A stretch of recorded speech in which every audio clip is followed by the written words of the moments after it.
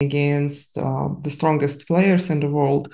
But sometimes he lacks a little bit of maybe believing in himself in the difficult positions. But regarding the openings, he's just like Magnus. He's not taking any theoretical orders. He's just going all in and plays according to his instincts. Yeah, I was actually talking to Magnus the other day about Jorden and his proclivities for playing very risky stuff. And Magnus said that at this point, it just seems like he's willing to play lines that are just bad in order to confuse the opponent. So let's see what he has in store here. And look at this opening. Hikaru plays the London system. The internet memes are getting to Hikaru, and now he's started to adopt all of you guys' favorite opening. The London is on the board. Jorden here with his pawns trying to put pressure in towards the center of the board. But it does seem like he doesn't go for the craziest kind of variations. There are some situations where black tries to move their queen out to capture a white pawn on b2. So instead now Jorden is going for the development of his bishop, which is considered a bit more solid. Yeah, he wants to trade the bishop on f4, which is the London bishop. Which usually creates a lot of unpleasantness for black. But yeah, we will see what does Jorden have on his mind, but he definitely should be a little bit surprised. No, Oh, he's going for queen b6. yeah, no, I called that one a bit too soon, didn't I? I said, oh, he's not going for this pawn. But considering everything we said about Foreest, how he likes to take big risks, going out here with the queen, trying to capture a pawn, definitely seems like the kind of thing that he would do. And now Hikaru needs to react to these threats. Very often you will sacrifice this pawn, allow your opponent's queen to capture, but then you're down a pawn. And you are the one who needs to justify the sacrifice you made. Mm-hmm. In fact, the most common move here is rook b1 because it is too dangerous to give up this pawn for white at this position. He of course could also go for something like d takes c5, but giving up the center here is probably too much. Yeah, so he is playing rook b1. Rook b1 protects the pawn. Foreest then makes a trade in the center, followed by bishop to d7. Wow, look at how all of black's pawns are on the light squares. So normally you say then that black's bishop is bad because the bishop is being blocked behind its own pawns. But here he's going for bishop to b5. He's trying to trade off his bad bishop with this white one. Very interesting strategic play, spending 3 moves now with that bishop to trade it off, but arguing that it has been a strategically beneficial trade. Wow, yeah, this is a very interesting decision by Jorden. So he's ignoring the fact that his bishop on f8 still undeveloped, and he's saying now my position is at least not worse because he got rid of the light square bishop. In fact, it's almost like a French bishop that he got rid of. Yeah. So good strategic trade, but at the same time, the black king is yet to get castled. And so the question becomes then, can Hikaru take advantage of the fact that he has gotten all of his pieces involved in the fight already? I would be expecting some pawn moves on the flank from Hikaru now. Either push on the left side, push on the right side, or frankly, if I'm honest with you, maybe even both. Maybe even both. Okay, here, knight to e1. That's also a good plan. I like this from Hikaru. The knight coming to the d3 square. This knight is incredible here.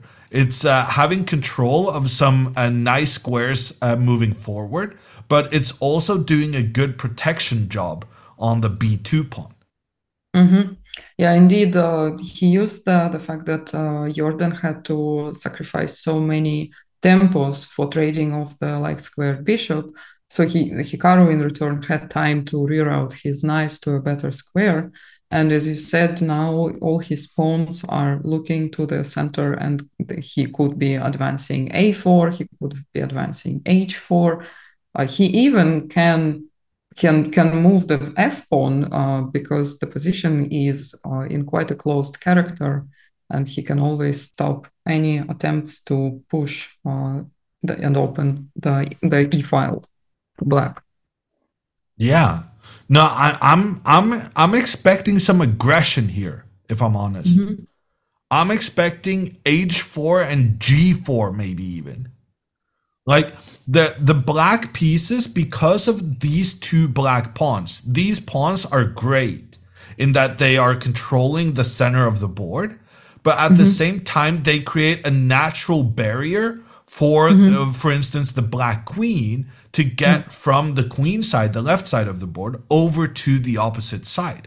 And I think Hikaru may want to try to benefit from that by pushing his pawns up, trying to attack the black king, while the black queen is busy on the other side of the board.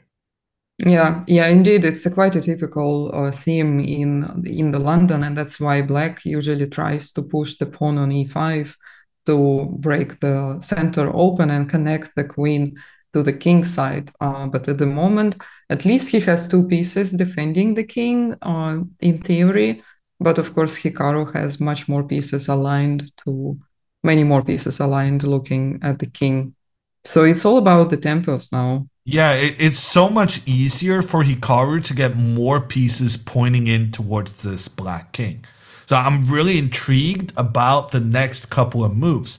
To me, it looked like Van Foreest's plan was to go b5 on this previous move. Pawn to b5 would have tried to open up the position so that black can attack down towards the queen side and create a distraction for Hikaru. However, Hikaru had a clever plan here. If this pawn pushed forward, Hikaru was intending to move his knight up, attack the queen, and if this knight gets captured, then pawn takes pawn creates a double attack on the queen and on the knight, with the bishop also being threatened by a different white pawn. This would have been a winning situation for Hikaru. So there is a plan for Van Foreest, but Hikaru is preventing that plan from happening. And then the question becomes, can Jorden figure out a method to make this pawn push good as Hikaru tries to stop it? Hikaru here plays h3 and then knight to f1. So Hikaru's trying to figure out how he can get his pieces attacking the black king, and I think the key now is this knight he just moved. This knight is headed up the board to establish itself very close to the black king. Yeah, it's almost like a castling of the knights. The knight from f3 is now on d3, and the knight from d2 is going to g3. Very interesting shuffling. Yeah, so he is going to create those attacks. How does Black prevent this? How can he get his king to safety? I mean, the king can't really move. The king is gonna have to stay where it is. Moving it would be too time consuming. So it becomes more a question of preventing Hikaru from having enough attacking pieces on that side of the board. And preferably what Black would like to do is create a distraction on the other side of the board so that Hikaru cannot just completely focus on attacking, so that he also must think about defensive measures. And right now, the move Van Foreest wants to make is this move pawn to b5. But pawn to b5 yet again loses the game after knight to c5. This knight can be captured, but that wasn't kind of the key idea here. The key idea was that here the pawn comes in, attacking both the queen and the knight. And when Yeah. the queen retreats, we take the other knight. There's still threats. White won a pawn, and the life is very, very good. Yeah, So it's moving very back, crazy tactics. yeah, moving back to the current position, we see Van Foreest moving his knight to b6, blocking his main plan of pushing the pawn up, but instead attacking this white pawn with his knight. Hikaru Mhm. defends with the rook to the side, and then this knight continues forward. And now b5 will come for black on the next move. Yeah, but is this enough?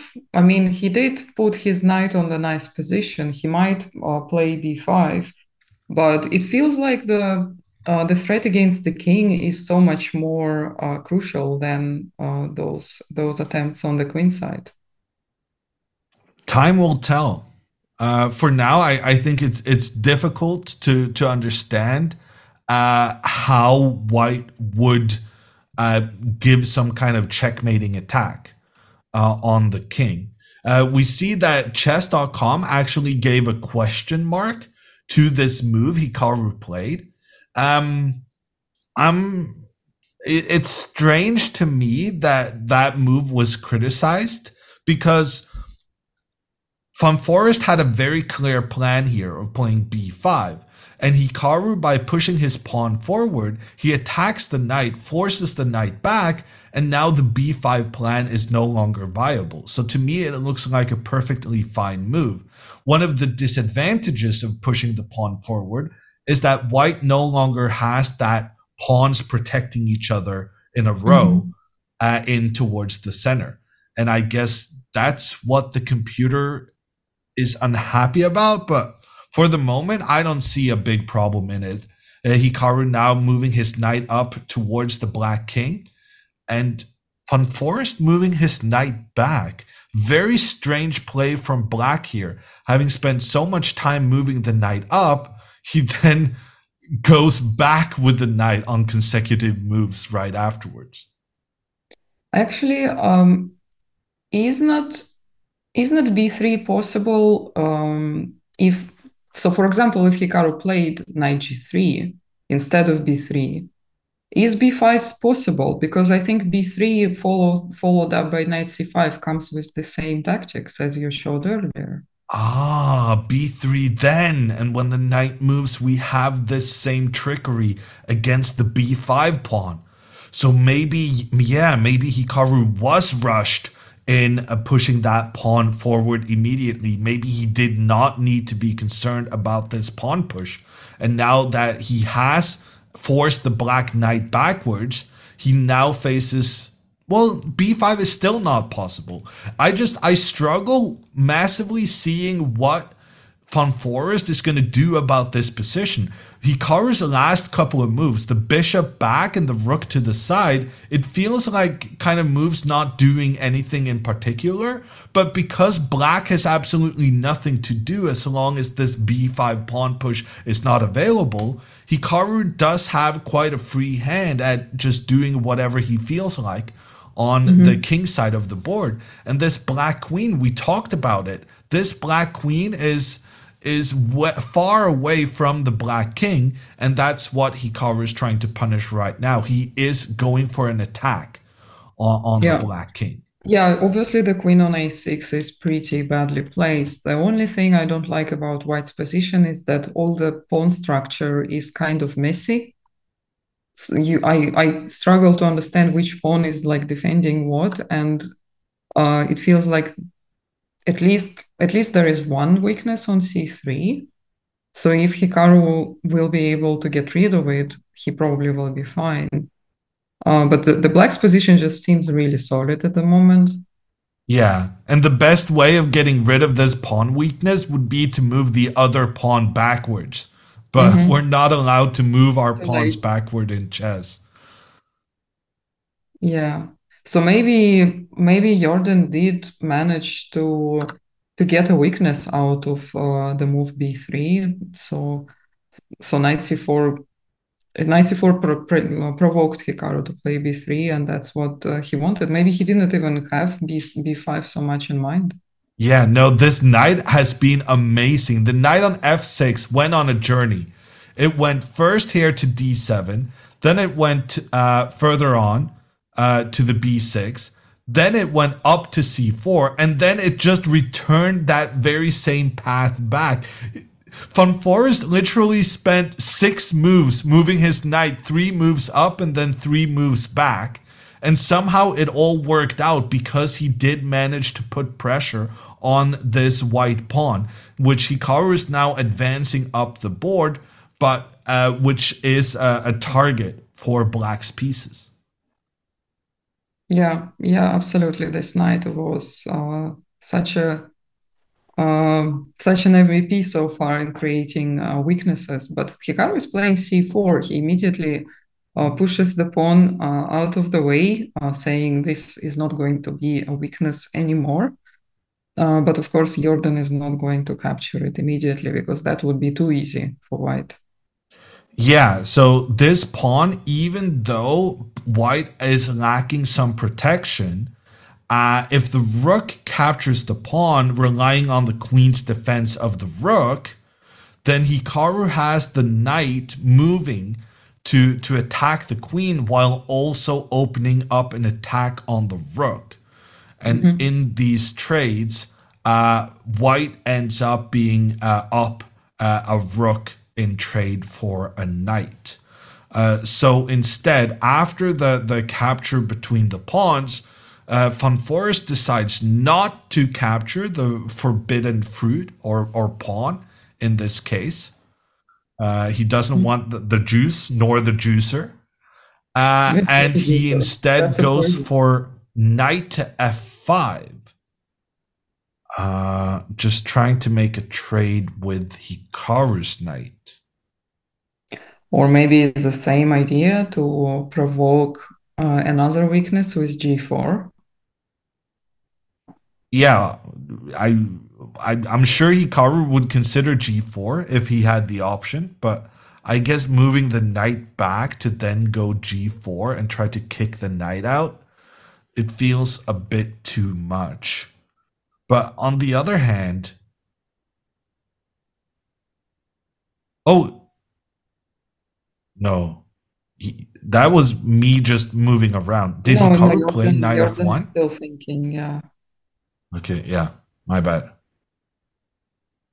He still cannot, yeah, he still cannot take the pawn. Oh, yeah, Hikaru did play knight f1. Oh, Yeah, yeah, I Hikaru thought did that play was that. just me moving the pieces around. Oh, but Jordan did take on c4. And now he takes. Okay, this just got super tense. The rook captures on c4. That rook is defended by the queen. But after knight to c5 by Hikaru, getting the exclamation point, it opens up an attack from the queen on the black rook. He sacrificed the queen. And then the rook captures the knight. Now there's an attack on white's queen. Hikaru goes for the trade of queens, but instead of recapturing, now Jorden goes for rook takes c1, getting another exclamation point from chess.com. And this means that Hikaru manages to keep his queen, but in the situation that arises, black has a pawn, a knight, and a rook in trade for the queen. Very exciting play here from both players. Yeah, I'm only surprised with Jordan allowing a trade of the rooks. Is not keeping both rooks and occupying C file better for black here? Um, I Just don't surprised know. with this last move, rook to c8. Because it just feels like if he retreated the rook, he could Well, have kept them both. if he retreats, then maybe white's rook will be able to create some threats later on. So after rook c8, Jorden feels that, he's happy to make this trade because then also he gets to have his rook pointing in towards the white king. Instead, g3 has been played by Hikaru, and now we see that theme you were talking about, the two rooks working together along the c-file. It means that they're able to threaten all of white's pieces along the rank, here going in towards the white queen. Hikaru gets away and has a double attack on black's pawns. The computers are really disliking Hikaru's position, but it does seem like Hikaru is going to be able to capture a pawn here on the next move. Yeah, but his king in return is becoming quite weak here. G3, I'm afraid, weakened the pawn structure, weakened the king, and also tied the bishop and the knight to protecting the pawn on G3. So Jorden is immediately thinking, I don't care about the pawn on b7. I have some better ideas in mind, and he is rushing for h4 idea. Very interesting. So if queen takes on b7, is h4 the idea? When Hikaru then pushes his pawn forward, the black knight may invade into the heart of white's position. Instead, after queen takes b7, what Jorden has done is knight to d5, just centralizing the knight, putting the knight on a square where it's protected by a pawn, and there are no white pawns in a position to chase that knight out of that amazing square. So a very well-placed central knight, but at the same time, now Hikaru has a queen for a rook and a knight. Yeah, that knight is pretty strong. Even the knight on f5 looks strong, but of course g4 can always kick it out, and black has no time to capture on h3. But it seems like Jorden has some other ideas in mind now. But look at this, Hikaru with his bishop pointing in towards the black rook, and if the rook moves, Hikaru's about to take another pawn. Hikaru is just saying... Yeah, Hikaru's saying, I'm going to take your pawns if you offer them to me. And here the thing is, after the pawn on a5 gets captured, there's a potential of the white pawn on the side of the board becoming a new queen, having a free path moving forward. And then the only issue becomes whether or not it's actually now white's king who's going to be in trouble with a black rook looking in its direction. And we're going to get the answer to all of this. Rook c2 is on the board. And now I'm guessing Hikaru just captures on a5. And he has this pawn on the queen side that's going to try to become a new queen. Yeah, but there is a problem. Oh, he did not play that. I was afraid of rook b8 followed by rook b2. Yeah, but also good. This h4 move, very tricky move, trying to take out the white pawn on g3. If that pawn moved forward, then there would be black pieces invading in towards the vicinity of white's king. That felt really uncomfortable. Hikaru instead moving his bishop back into defense. That gives the clear path for the pawn while also letting the bishop contribute in the defense. After pawn takes, knight takes from Hikaru, either Hikaru's getting checkmated or he's winning the game because he's getting a new queen. I don't really see any sort of middle ground in this position. Yeah, this game is not going to end in a draw, and the engine hates this for white. Ooh, knight h4. Knight is coming into f3. That's a threat of checkmate. If Hikaru just tries to push his pawn on the side of the board, the knight comes in, check on the king. If the king goes into the corner, the rook comes in for the checkmate. And if the king moves towards the middle, what a beautiful knight collection. The knights working together, also with the rook contributing against that white king. Incredible display on how you can attack even without a queen. Hikaru now using his bishop to block the rook's path along the second rank.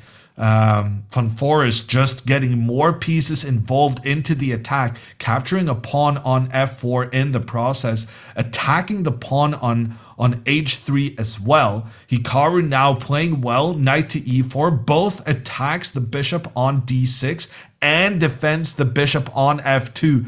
Keep in mind, Hikaru still has this pawn on the side of the board. If he gets time to start running with the pawn, this computer evaluation can turn around so quickly. Wow, yeah, this looks very, very sharp. And yeah, as you said, if Hikaru manages to push the pawn all the way, but it's still four full moves away, while the checkmate can come any moment. And yeah, Hikaru had to sacrifice the pawn on f4. Now Jorden also can take on h3. He prefers to play knight f3. He decides against it. The knight coming in, check on the king. Now the question becomes, can this king hide? And we're about to see some very tense minutes in this game. He had to play king h1 because after king f1, it looked even more dangerous. Now we're expecting Von Foreest to capture the pawn on h3, thereby removing the last pawn that was in position to defend the white king. However, Hikaru has managed to get all his pieces working together defensively, and he still has this queen. This queen is protecting all the key squares that's needed for this pawn to get that green highway moving up to become a new queen. And this is the kind of position where if you make one mistake as black, you can go from having a winning situation to a losing one. And it's also very difficult to create a checkmating attack without the queen on the board. So Von Foreest has done an amazing job so far, but right now it's not clear how this king can even get checked. And he has to deal with threats such as the one against his bishop. And there's also some kind of X-ray with the queen working down into defense as well.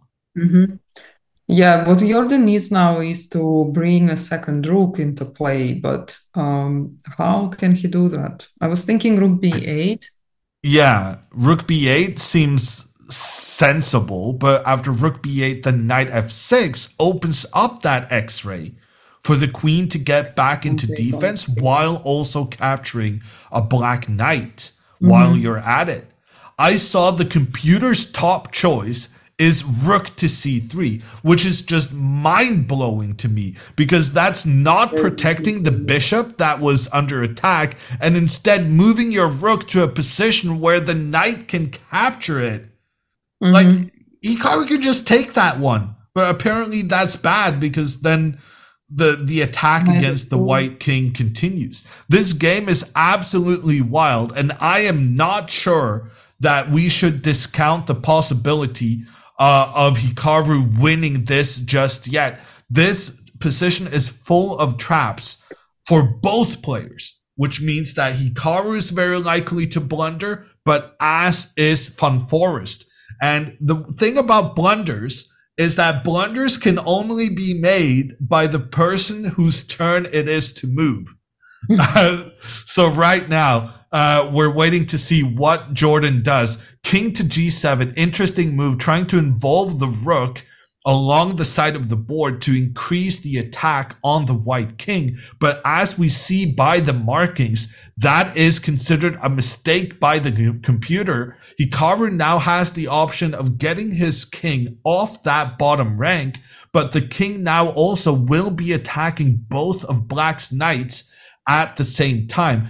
Let's not forget also that at some point Hikaru may capture this bishop on d6, which is undefended, and Hikaru does go for that bishop, but it is a critical mistake. Taking the bishop has allowed the black knight to come in with a check on the white king. Why is this such a disaster? If the knight is captured, the rook will recapture, checkmate threat on the side of the board. And even though Hikaru here can attack the black king and capture one of black's rooks, because of that checkmate threat, the king You cannot is defend in it. dire straits in the corner of the board. So he's gonna have to find some other way of getting out from What this about check. queen f4 check and then take the rook on c8? Yeah, that was a variation within what we just looked at, right? Yeah, yeah. So, Okay, so either Hikaru needs to take this rook or he needs to go king g2. That is but then he loses the literally knight on the only d6. possible moves.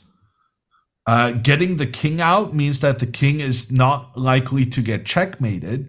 But as Maria just said, knight e4 opens up an attack against the white king from the rook while also having an attack on the knight from the other knight. And here, well, even this is not clear. Here, Yeah. Van Foreest has a rook, a knight, and a pawn in trade for a queen. But the big issue is that the white king has no pawns to protect it, which may lead to trouble. Yeah, strangely enough, even with so many pieces traded and without the black queen, the king is still in trouble. Remember, Hikaru is still thinking on the move, and he is shaking his head. Oh, that's not a good sign. No. Rook takes knight, king up. Those are the only options. He does opt for the king moving out of the corner, realizing that the king's positioning was quite dire, prone to some checkmating ideas. We do get this position where Hikaru has the queen in trade of a rook, knight, and pawn. Normally, like queen 10 points, rook 5 points, knight 3 points, pawn 1 point. I mean, if you just count points, then Hikaru's doing just fine. Yeah. The problem is these two rooks are incredible working together against the white king that right now just has no safety mechanism. Yeah, the king is now half in the center. The pawns surrounded him. The rooks are cutting it off, and the queen is helpless. She cannot help the king here, and the rook as well. Yeah, and it's just over because now g5 was an unstoppable threat. If Hikaru just tried to push his pawn, trying to get a new queen, pawn to g5, the king would only have one available square, and then the rooks would work together to finish the job. Instead, Hikaru here went rook to g1. I guess that he was preparing to sacrifice. Oh no, if g5 now, the king is safe here because there's no check in from behind. Yeah, f5 and rook h2 is a checkmate that is coming, so Hikaru resigned here. So after rook f2, king g4, Hikaru resigns an epic battle. The checkmate that could have arisen is f5, check on the king. The king has to move, but then the knight comes in as well. The knight forces the king to the edge of the board, and the rooks working together. Amazing play by Jorden van Foreest. The guy sacrificed his queen against Hikaru, and not only did he get away with it, he wins a stunning game. Incredible performance from the Dutchman, and that means Hikaru now has a mountain to climb. Hikaru uses one of his white games and now has to try and strike back with 2 black games and 1 white game remaining. There's definitely chances, but what a confidence booster this has been for Van Foreest, who was not the favorite to win this match, but the style of his play and the way he won was I have no words. I mean, I just have to congratulate the guy. That was an incredible performance against the favorite of the event. Yeah, the game was absolutely stunning. This majestic work by the knights. Um, I this game can actually be shown as the perfect example of how the minor pieces work against the queen, and create all these amazing threats on the king, despite not having the queen on the board. And yeah, Hikaru did have a chance to get out of this. Feels like he played knight takes on d6 a bit too quickly. Probably rushed to that decision and missed a saving opportunity with the king g2 move. Yeah, like I said, that the problem with this position is that blunders are just unavoidable. But Mhm. the benefit of not being the one to move is that you can't make a blunder. And here Hikaru, he took the bishop. He thought it was okay because taking, well, it's a free bishop and you start attacking towards the black rook and towards the black king. But as it turns out, getting the king out of the corner was the key here. And well, anything could have happened. Like, I don't want to discount the possibility that Hikaru could have won this because it's so stressful playing without the queen when you get low on time. But Mhm. yeah, no, incredible play. Congratulations to Foreest, who takes the win here. Other people who have won. Alireza Firouzja has beaten Dmitry Kollars in their first game, and Fabiano Caruana has beaten Alexander Shimanov. So we have 3 wins in 3 finished games so far. The last game to conclude in this first round is the Dmitry Kirk. world, actually former world rapid champion, Yeah. Abdusatorov. He's going up against Jules Mazard, and I just need to count. Let's see, 1, 2, 3. Let's do this in red. 4. Okay, so white is up by a pawn, but the pawns are scattered throughout the board. And white is up a pawn, but there's also a black pawn being available to capture on the side of the board. Also, a pawn available in the center of the board. And the black king has way less protection around it than the white king. The white king has 3 nice pawns defending it. The black king only has 1.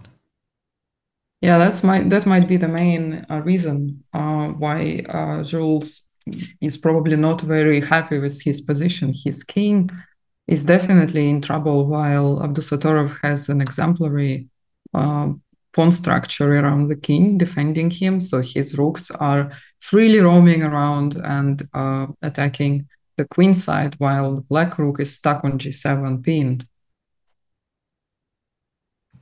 Pawn takes on c4. There was a threat of checkmate in one move, but that checkmate was Yeah, averted immediately by the Nazarbayev Uzbek did not fall youngster. for it. Yeah, so now maybe Joe needs to trade his queen and hope for the best. He Yeah, has this only queen 15 is seconds left. Yeah, this queen is a monster in the middle of the board, pointing down on the black king. And as Maria says, also the time component, a big issue. Yeah, but Rook now it's too late. a7. The rook now pointing in towards the defensive rook on g7. And now with that It's rook being over. captured, Rook if d8 you is coming. recapture, then rook to d8 is checkmate coming up very soon, exploiting the fact that the queen makes sure that the rook on g7 cannot move. And that's all it took. Abdusatorov wins the game, and that means we have 4 decisive games in the first 4 games of these quarterfinals. Yeah, and in three of the games, White won all the favorites. Although worth mentioning that actually Fabi was not doing so well out of the opening. Alexander Shimanov put up some difficulties for him in the opening, but then something went out of control and he ended up losing the game. While the other players seem to not to have much troubles converting their advantages. And yeah, Hikaru's game definitely was the most um, heartbreaking and also the most sharp and beautiful played by both players. So yeah, definitely looking forward to the next game. Reminding you guys that it's best out of four. So Hikaru has three more games to recover from this and strike back and equalize, at least equalize the score in this match. We said before the game started that Jorden from Foreest is an incredibly aggressive player, willing to take risks. He sacrificed his queen against Hikaru in the first game and got rewarded for it. Now, an extremely risky player trying to hold on to his lead, that's not really in his style. So I'm expecting more fireworks and an opportunity for Hikaru to strike back already in game two, even though Hikaru has the black pieces, because that's just the kind of a player Van Forest is. He is willing to risk it all, even when he has the lead in the match. So we're going to take a break, but stay tuned for game two of this exciting matchup.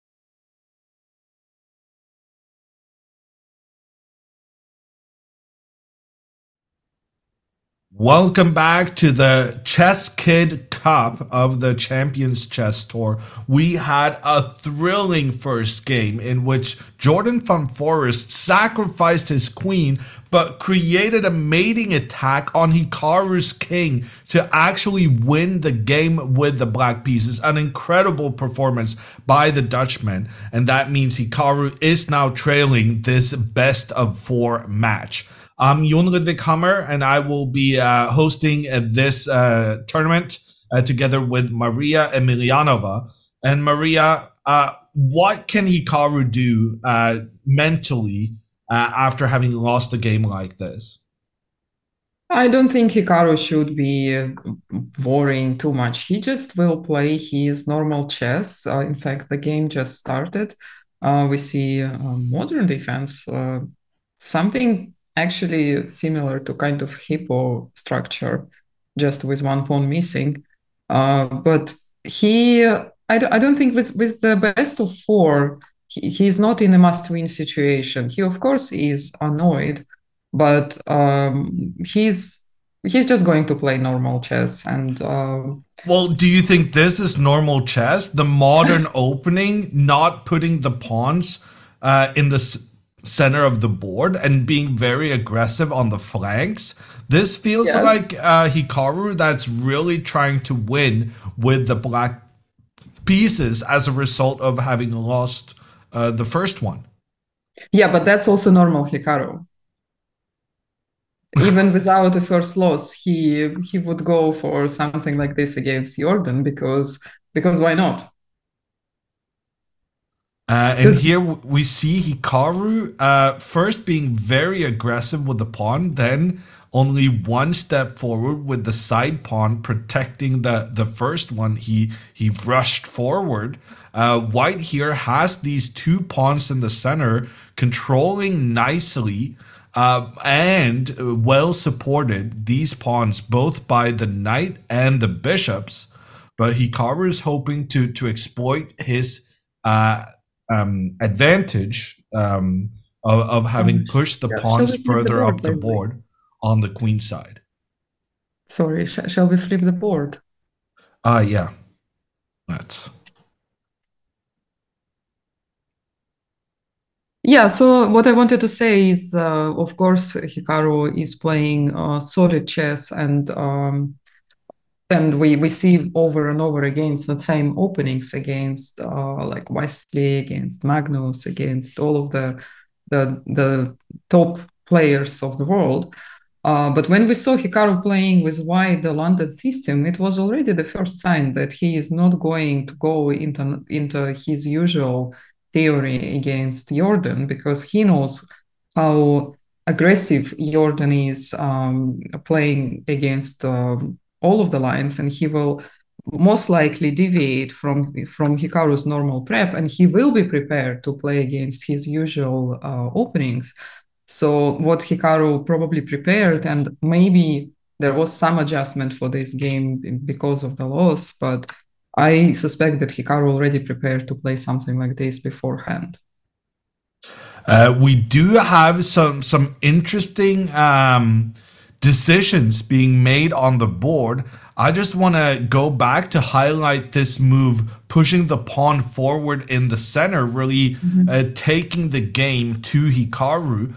The pawn here attacking the knight. Hikaru felt forced to make a trade, but a new pawn comes in, attacks the knight yet again, and when that knight moves forward, Van Foreest goes for a trade, and Hikaru here takes back with the queen. Hikaru has not developed a lot of his pieces on the queen side, but he now does have a chance to potentially capture the pawn in the center of the board, having both his queen and the bishop pointed in towards this e7 pawn.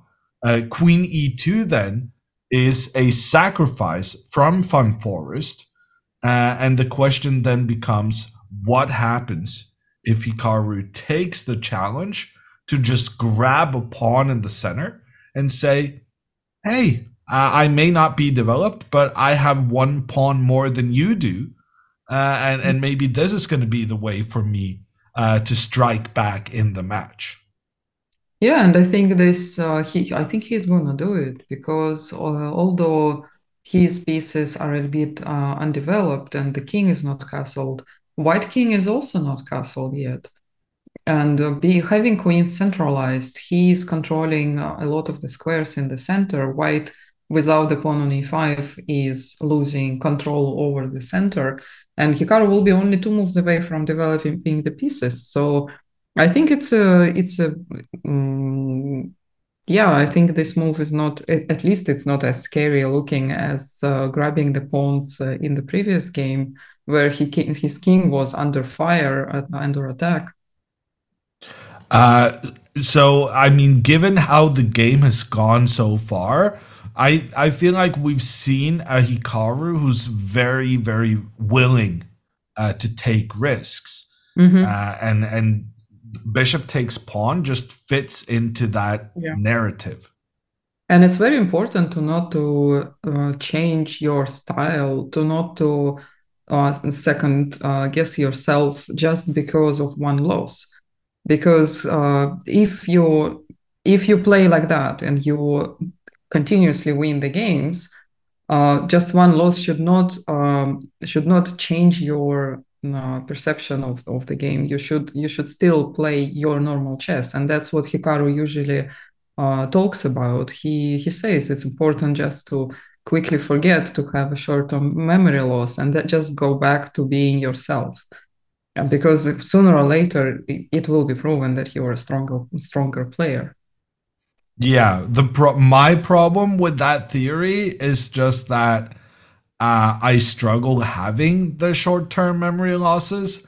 I tend to just go over and over in my head Mhm. about the loss I had, Same. which you know it's Hikaru can say, "Oh no, you should just forget about Yeah. it," but actually forgetting about it is very much a skill. Yeah. It's And not it's like also everyone can do that it's and skill, and it's reset. also a matter of very strict self-discipline, which Hikaru is also very good at. In fact, he did not take the pawn on e5, so he probably did not want to trade that bishop for the knight. And Yeah, but that doesn't mean that he's not going to capture this pawn.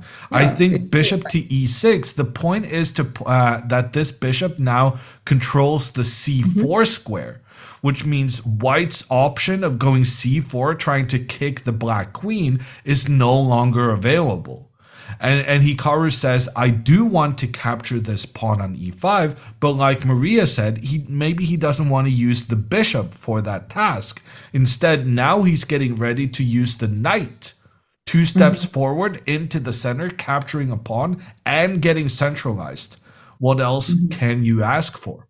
And Yeah, this because has this is led big Van balls. Forest to be a bit desperate to defend the pawn, realizing that, well, if Hikaru is not going to give up his bishop, if he instead is going to try and take that pawn by developing at the same time, then that's just not something I can allow. And he now kind of changed his mind about sacrificing the pawn in the center. Hmm. Yeah, exactly. So I guess now Hikaru might still be pressing on that pawn, but being able to Well, capture it is very much of a question. yeah, and there's another concern as well.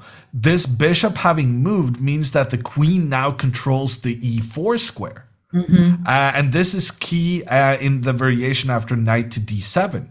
Yeah. Because if the knight now gets into the game like it wants to, then bishop e4 is very annoying. The bishop now is protected and can try to kick the black queen. When the queen moves, a trade can be made, after which white gets a free pawn on c6. And Hikaru, he saw this variation, and so he decided to retreat his queen out of that danger away from the bishop wanting to point down towards it, and then replace the queen with his own bishop instead. Hmm. Yeah, makes sense. But I don't like what computer is suggesting here. Yeah. No, bishop d5 makes sense, but pawn to e6 being suggested by the computer. What a tricky move. Pawn to e6 opens up between the bishops, and if the black bishop tries to capture the white knight, then pawn takes, because here there's a threat to the queen, there's a threat to the bishop. It might seem like Hikaru's going to win something, but by pawn capturing pawn, check on the king, if the king now just tries to stay hidden, then white is able to trade the bishops because it's a check on the king and then capture the bishop. Complicated play, but complications is what is to be expected when you're facing Foreest, because he doesn't miss a beat, and he does play this e6 move, opening up between the bishops and creating these tricky capture sequences. And it did happen. It actually did happen. Or not. And what's unfortunate about this is that if Hikaru now just plays a sensible move like castling, after the trade of bishops and the trade of pawns, then black is left with what is known as an isolated pawn in the middle of the board, a pawn that cannot be protected by other pawns, and it's on this open file. So white can point their rooks down towards this pawn. In addition, the black king now only has 2 pawns to defend it, as opposed to white's 3 in front of the white king. So it's just a couple of small advantages in Foreest. In addition to that, black also doesn't have the knight and the rook still developed. Yeah, so that's also an issue. And actually that becomes an even bigger issue after Hikaru's choice of f6. So Hikaru decides he doesn't want to have a broken pawn structure, but by letting the white pawn on e6 survive, then this pawn controls the d7 square, which is the only square available to the black knight at the moment. So Hikaru now has a big struggle on how to get this knight into the game. Yeah, this is a very big predicament now. So first of all, Hikaru can castle, but then now Jorden will have an immediate opportunity to strike at his position with some, well, pushing the pawn is one of them, a4, trying to expose the fact that the pawn on a6 will be pinned after the capture, and capturing on a4 is bad because it breaks the pawn structure, and white will be able to attack on a6. Maybe there is something else. I cannot see how. Well, I just want to mention that I'm curious about this latest move from white. Bishop to e4 is very strange to me because it seems like it's inviting a draw. Here, Hikaru has the option of going bishop to c4, attacking the queen and attacking the rook behind the queen. And so if you move the queen, you lose the rook. So what are you going to do? Well, you're going to block with your bishop. But then Hikaru can return into the middle of the board, and then we get one of these back and forth situations. So Hikaru here needs to make up his mind, how bad is the current position? The computers, the eval bar is telling us that black has a terrible situation.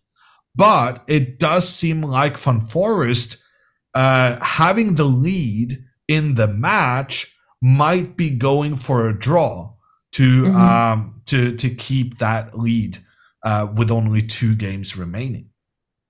Well, oh no, he doesn't go for it. Foreest is going for the win. Hikaru tries to go back and forth and gets denied by the Dutchman. Bishop c5, a good move for white, getting ready to put the knight in a better position as well. I want to say Hikaru here should go something like a5 to try and get this knight out. But yeah, that is the major issue of Hikaru's position right now. He's struggling to get this knight into the game. Yeah, this knight seems to be now completely stuck. Hopefully, he will find a way to maybe sack a pawn and get it out, but I don't see how yet. And now he pushes c4, breaking the pawn structure. Yeah, great play, great game by Jorden so far. Getting that trade means that the bishop indirectly protects towards that important e6 pawn. Hikaru remains on the ropes here with this knight struggling to get into the game. Castling, though, was a great move by Hikaru, ignoring the threat to the e7 pawn. He's saying to Jorden, go ahead, help yourself, do take my pawn. Because if you do, my rook will attack your bishop, and as your bishop runs away, I will be able to take in the center, getting rid of that annoying pawn, and then having a way to get my knight into the game. Yeah, exactly. Trading the pawn on e7 to e6 to the pawn on e6 would be a great development for Hikaru, getting rid of this pawn. So I'm sure Jorden is not going to go for that scenario. Instead, rook to c1, just getting that rook in a better position. Hikaru playing very quickly now. He knows that having a time advantage can stress out his opponent. The queen now also giving protection to that e7 pawn.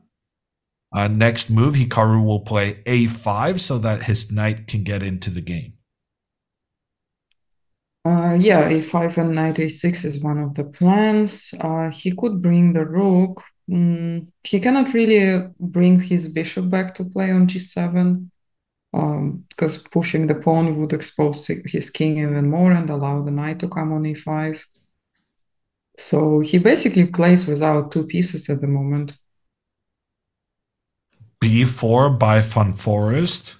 What's the I'm idea? still expecting a5. To prevent a5, right?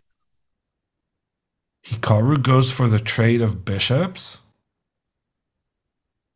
I'm guessing queen takes back, and then a5, trying to get this knight back into the game.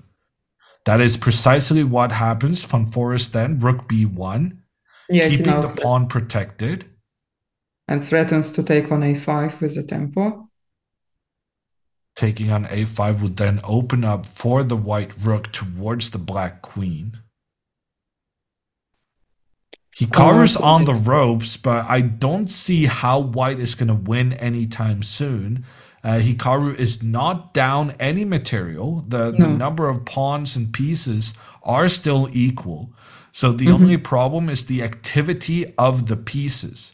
Right now, Hikaru's bishop is being blocked by his own pawn. The rook is also being blocked by that same pawn blocking the bishop. The knight still hasn't gotten into the game, and the rook is still in the corner. But all of these problems are temporary problems. So it means that if nothing bad happens in, say, the next 5 moves, then Hikaru likely will manage to fix all of these problems with his pieces. Yeah, exactly. If Hikaru manages to consolidate his position, he will be definitely back into play. The only problem is still the pawn on e6, but after trading the light-squared bishops, white has only a queen defending it. But his pawn on e7 in return is also constantly under attack. So now the queen is defending it, but he still can probably play queen to a6. No, but if he moves the knight to a6, he allows the rook to jump to d7. Yeah, so that's why here there were 3 different ways that white could capture the black pawn on b4.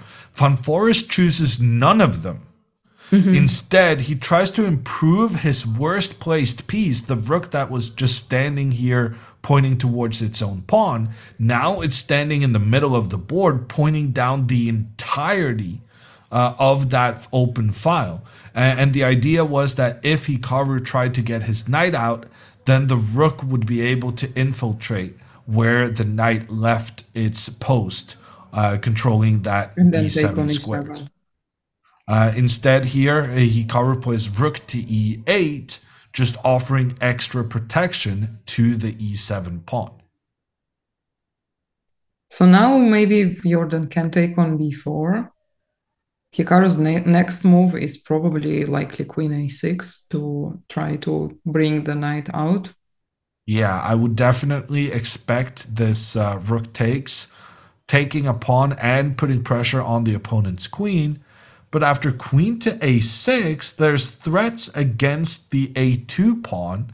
And if that pawn moves up, then Hikaru might go for the queen trade and then get his knight into the game.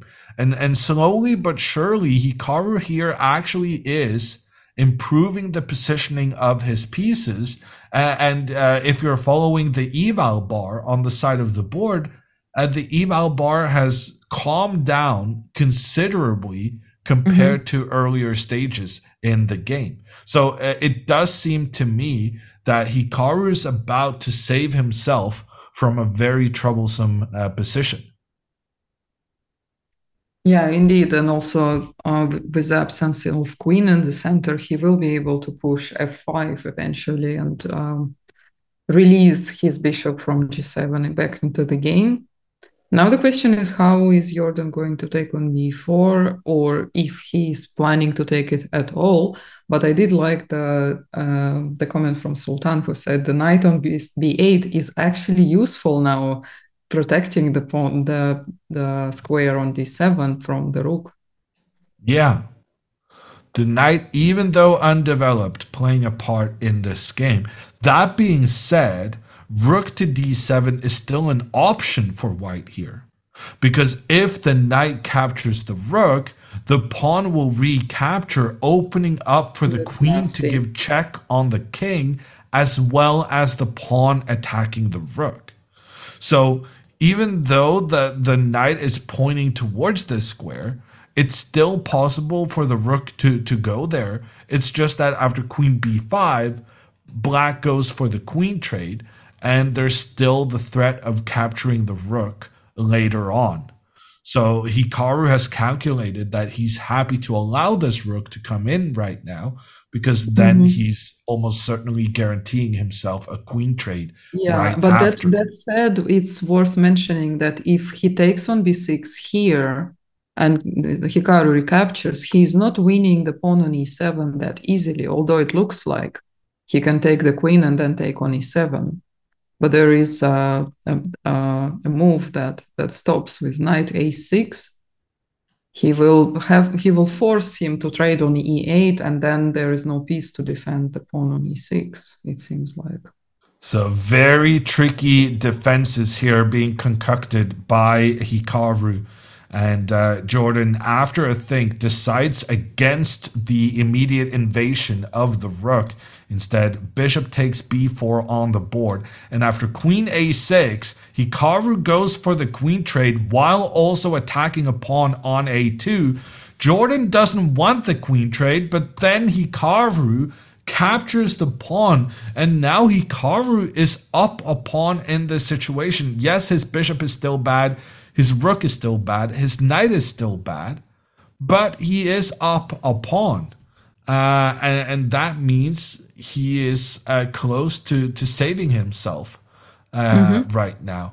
But wow, yeah, Jorden is going for the kill. H4, good move from white, trying to loosen up the protection around the white king. Hikaru finally develops his knight on the opposite flank, but now h5 could create some problems in the vicinity of black's king.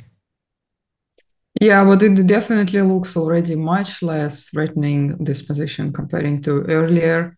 And yeah, actually Hikaru's rook on a8 magically became useful and in play without even making a single move after all the trades on a file. And yeah, I see that after h5, the computer's suggestion is f5. So I think Jorden decided to move the queen away in advance so that f5 doesn't come with tempo, and And decided to. Jordan also now capturing a pawn, meaning that the material is yet again equal.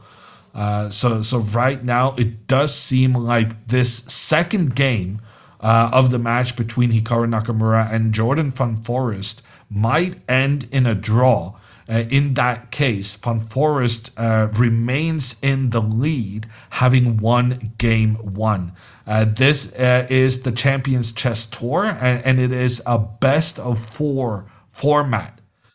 So, regardless of the result here, we will have more games with Hikaru having more chances to rectify the score, which right now is in the Dutchman's favor. Interesting. Already, one of the games in other matches finished in a draw. Shimanov and Caruana very quickly finished their games in just 23 moves. That's a good result for Fabi because he's in the lead. Meanwhile, And speaking of people in the lead, Van Foreest right now has to deal with an attack against his queen, but he also needs to be aware of the black queen pointing down on this e6 pawn. And right now, Van Foreest is struggling to keep his pawn defended. I'm going to say that Hikaru right now is starting to think about how he can win this game. The queens get traded off, and now Hikaru is going to try to get all his pieces pointed in towards this e6 pawn. Do you think he can win this position without the queens? I definitely think it's possible. I think if he gets the pawn on e6, he's looking pretty good. So the question becomes, will Hikaru manage to capture this white pawn without something bad happening in return? And right now, one of the main issues is that this bishop is pointing down on the e7 pawn. Which means white has some counterattacking ideas of getting the rook up together with the bishop, taking the e7 pawn. Yeah, for sure. And in fact, Jorden, apart from the pawn on e6, suddenly has somewhat weak pawn on h4 after pushing it right before trading the queens. So yeah, Hikaru has some chances, clearly. But now Jorden needs to solve the problem of a hanging bishop because it does not have many squares. Yeah, and in particular, the bishop wants to remain on the diagonal to point down towards the e7 pawn. But it does seem like Jorden has his plan ready. Hikaru with his knight is targeting the e6 pawn, but then if that pawn is captured, it will also open up for white to be able to take out black's pawn in return. So right now, Hikaru is trying to figure out if there's any way for him to capture white's pawn without the same capture happening to him right afterwards. So He I guess try right to now, defend it, yeah, with bishop f8. yeah, bishop f8 is probably the consideration now, just keeping the pawn defended. But then then, knight d4, defense e6. yeah, and it looks difficult for black to manage to win the e6 pawn at this stage. But Hikaru needing the win, being down in the match, he does go for this. Bishop to f8, just trying to defend and then wanting to get that pawn on e6 for free on the next one. In fact, it's worth mentioning that bishop f8 is not as good, is much better than king f8, although king f8 also seemed like a good move to defend the pawn, but there is always a chance of some pins there, like taking on Yeah, e7, sacrificing a rook, and then bringing the other one. So it would and be terrible for black. and look at this. Van Yeah. Foreest manages to get both his rooks attacking along the seventh rank, and Hikaru is playing it very, very cool, not moving his knight to capture the e6 pawn, instead just allowing these rooks to exist so uncomfortably in towards the black king. Yeah, it does look very uncomfortable, but at the same time, white cannot really progress here because both rooks, albeit being stuck on the c file, are both just freely roaming on c. One of them is roaming on c file, and Hikaru is not going to run out of moves. He is defending his knight, and the question is, how is Jorden going to improve his position? He even Well, played rook c4 to prevent knight d4 move. yeah. Well, I think Jorden is happy to make a draw at this point. So I You think think the so? question is, how can Hikaru win this? And I think Hikaru's idea is to get the trade of the pawns and then push g5. And if both players are just waiting, Hikaru has this idea of moving his king up and then using the king to attack the e6 pawn afterwards. Mm-hmm. I'm not sure this is gonna help him, but this is the kind of idea that could scare Von Forest when the latter only has a minute 20 seconds left on the clock. Well, yeah, Ye- but Jordan can always defend it with rook b6, of course. Yeah, but then you don't have the coordination of your rooks. Yeah. I don't know. Well, I guess it's maximum the draw for both of them at this point, unless Hikaru comes up with something really genius, which he can. Well, at this stage, when you're down in the match, you keep it going, and you Yeah. just create situations where your opponent might get nervous. And Hikaru now implementing the plan we talked about completely. The king now getting ready to attack the e6 pawn, and Van Forest is down to less than a minute on the clock. Doesn't really matter whether it's a draw objectively. This kind of play from Hikaru is enough to make him nervous, and suddenly he'll start making silly decisions. And then the question becomes, is rook b2 one such silly decision? The rook Mhm. now coming back into defense, trying to protect the pawn from this e2 square. But then at least Hikaru has managed to break up white's coordination of the two rooks pointing in along the seventh rank. Yeah, and he can bring one of the rooks into play. He can play rook d8 and attack maybe on the third rank, or he decided to use the other rook for that. Um, yeah, maybe just go to Yeah, look c6. at this. Hikaru now attacking the pawn on e6 with two pieces. And Van Forest down to just 40 seconds on the clock. This is working. It's working. Hikaru first defended a miserable position, but afterwards he's been able to keep the tension on the board, creating troubles for Van Forest. Just creating some tricky decisions to make. And now Van Forest is down to 20 seconds. It's still objectively a draw with correct play, but it's definitely uncomfortable having the white pieces facing Hikaru and being this low on time. Yeah, now Hikaru is in doubts whether to take the knight on d4. He can trade with the knights, and white Well, knight is maybe a bit more active. yeah, he's definitely not going to do that because it would release all the tension on the Mhm. board. Hikaru wants to keep the knights because the knights jumping around, they're tricky pieces. And they are precisely the kind of pieces you want to have when you're hoping your opponent makes a mistake with only 20 seconds left. Yeah, he's up on time, so he will keep the game going. But here he does trade off the knight, but I think that's concretely because he believes he can manage to capture the e6 pawn pretty soon thereafter. Bishop h6 from Hikaru. The bishop points in towards the f4 pawn, the square, making sure that the knight cannot go there unpunished. The rook now pointing against the e6 pawn. Van Foreest, for the time being, manages to defend. But here, f5, king f6 next. This pawn is being surrounded. Hikaru is about to win a pawn, and Van Foreest is down to just 10 seconds on the clock. Yeah, once Van Foreest went into defensive mode with rook taking the position on a6, I think he lost all of the hopes in winning the pawn on e7 at that point. And here Hikaru smelled blood and immediately went for an attack.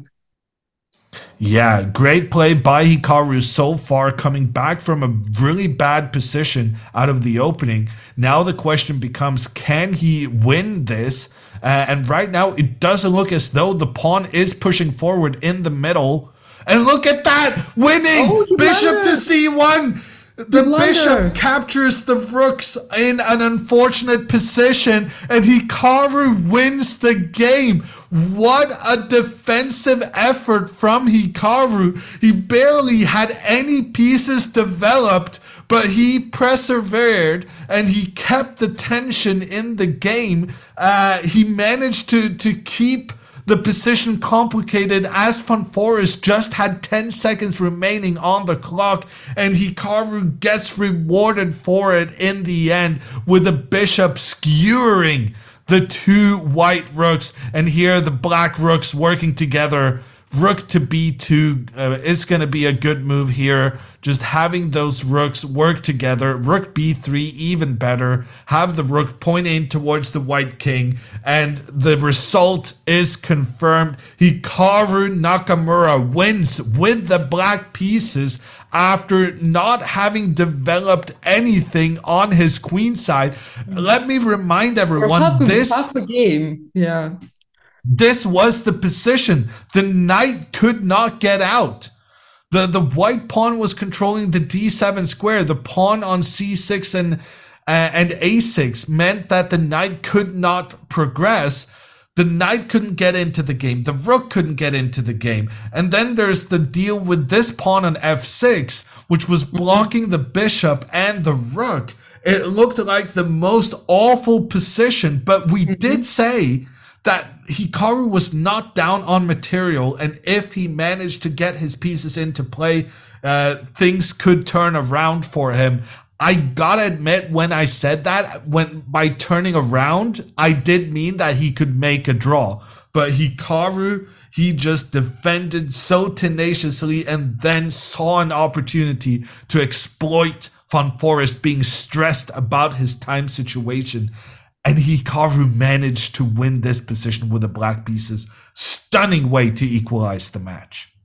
Yeah, but that's Hikaru. Even when he is trying to equalize and save the position that looks lost, he still always tries to keep some ideas in mind. He will keep the pieces on the board for as long as possible to create more opportunities. And especially once he took over on the clock and was up on time, he was avoiding the trades, and he only traded one piece that was crucial for white, the dark squared bishop. But the moment his bishop came out of the hiding spot on g7, he immediately took over and immediately won the rook, won the exchange and the game with it. Incredible. It's always being so versatile that Hikaru that helps Hikaru to win games, even when it seems that all the hope is lost. And that means the excitement is still at its maximum. This game just equalized. It's one win apiece. And in this 4-game match format, we're gonna get down to the wire now with the final 2 games. In other situations in the tournament, we have like Maria mentioned earlier, Karana has the lead 1.5 to 1/2. Alireza has Alireza lost suddenly his lost. game 2. Dmitry Kollars equalizing the match there between him and Alireza Firouzja. And then in the final match of these quarterfinals, it's Abdusattorov having a 1.5 to a half lead against Jules Mozart. We're going to take a quick break and then we'll be back because the next games are going to start in just a couple of minutes.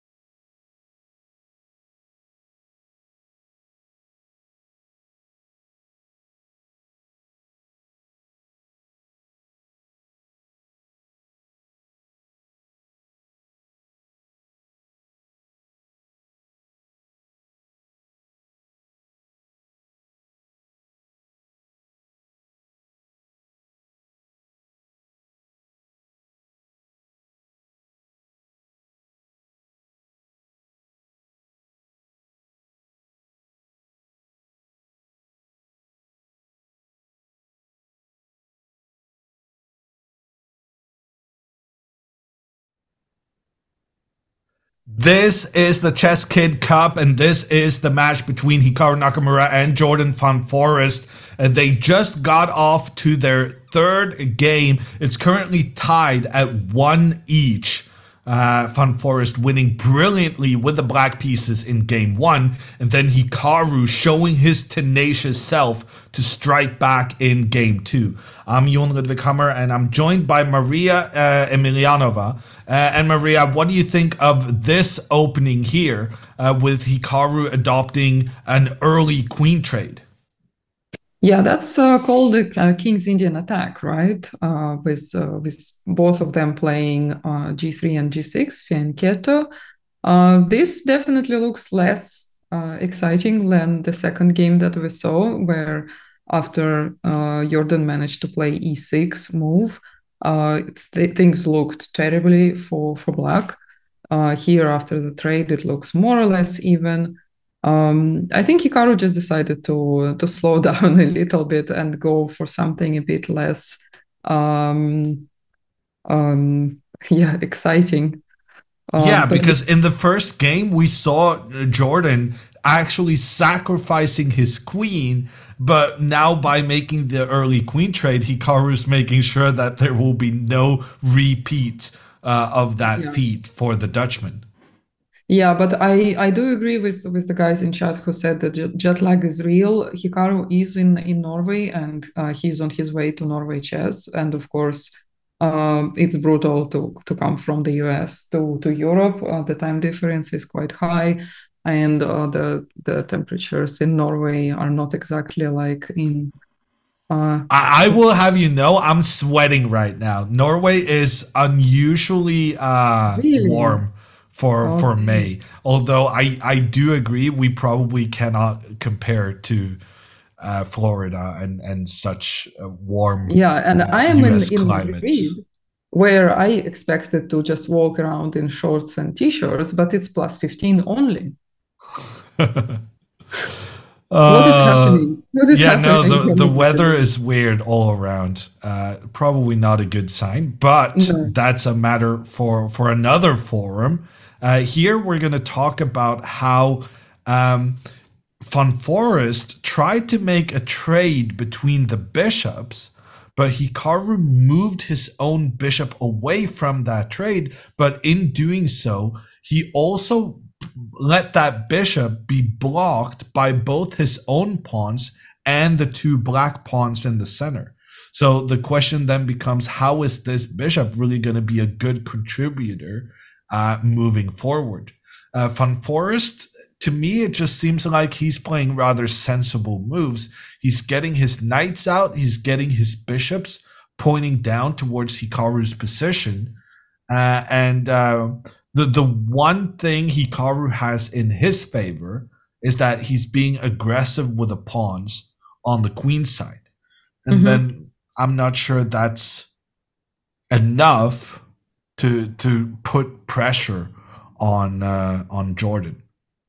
Well, yeah, he of course needs to develop his last piece, which he just did with knight d2, and probably planning to continue with a4 and maybe knight c4 and pushing the pawns.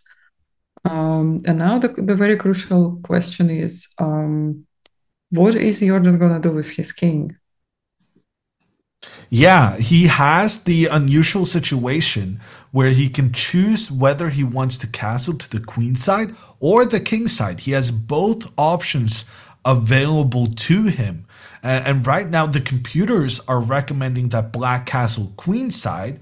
And it Mhm. must be said, the big advantage of going to that side of the board is that when you castle queen side, the rook gets into the middle immediately. Yeah, it You does don't look. have to do like any, oh, first I castle and then I move my rook into the middle. The rook Mhm. just is there immediately. And that is also his chosen move. Castling queenside, getting that rook into position while also getting the king out of the way so that the rooks may talk to each other along the Mhm. first rank. Yeah, exactly. Yeah, this move saves one tempo for black, and that's what Jordan went for.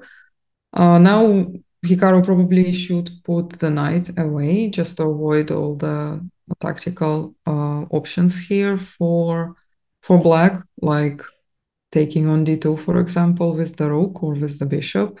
It's just too Yeah. many that are possible, so why allow that, right?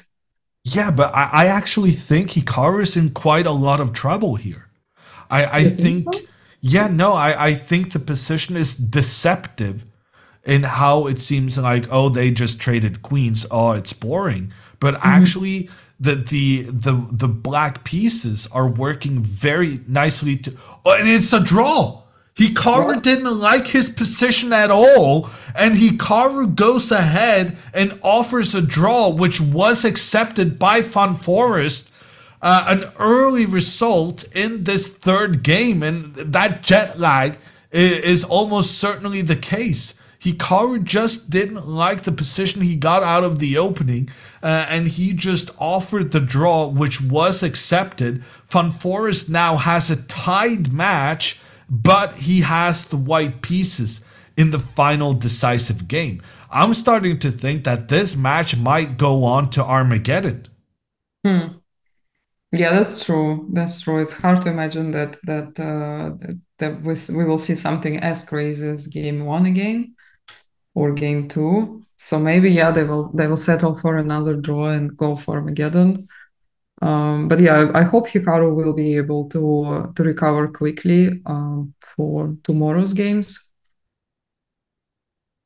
Shall Well, we it's look easier at? to recover for tomorrow's games if you win this match and feel kind of good about managing to win on a tough day. But right now, these guys are just well, they're looking pretty equal in match, but actually it was Jorden who had a big advantage in game two and kind of bottled it. So right now, I would have to say that Jorden is the one who's been closer to having the lead, or deserving the lead in this match. And he also has the white pieces in the final game. I could see him trying to avoid an Armageddon given how fared Hikaru is in shorter time controls, and given how tenacious Hikaru is to defend with the black pieces. The Armageddon I'm talking about is not the end of the world, but rather it's a format in chess where if black manages to make a draw, they win the match. And that is such a big advantage, having draw odds, that black is willing to bid to have way less time than their opponent in order to get that draw odds advantage. Yeah. And right now, I could see Foreest wanting to decide this in game four rather than going into Armageddon, where Hikaru is a beast in lower time controls and incredibly tenacious defending with the black pieces. If this goes to Armageddon, Hikaru will just gamble on getting the black pieces and showing his defensive skills to win the match. Yeah, for sure. Hikaru will try to get the black pieces against Jorden. Despite So the one where he lost with white, it doesn't matter in the Armageddon. And he's so much better in Blitz as well than in Rapid. yeah, so I'm thinking Foreest will want to try to go for the win in the fourth game. But that fourth game is not happening until all the other games from this third round has completed.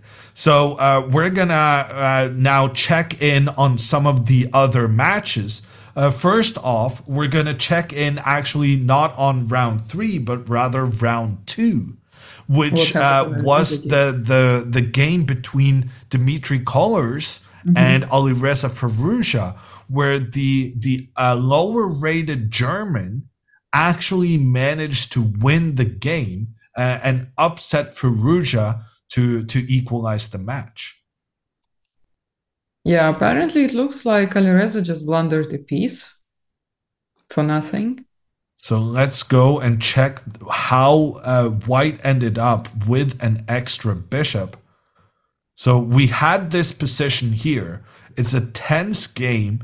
Alireza is up by a pawn, and he's also attacking with this knight being close to a white king that's not super well defended.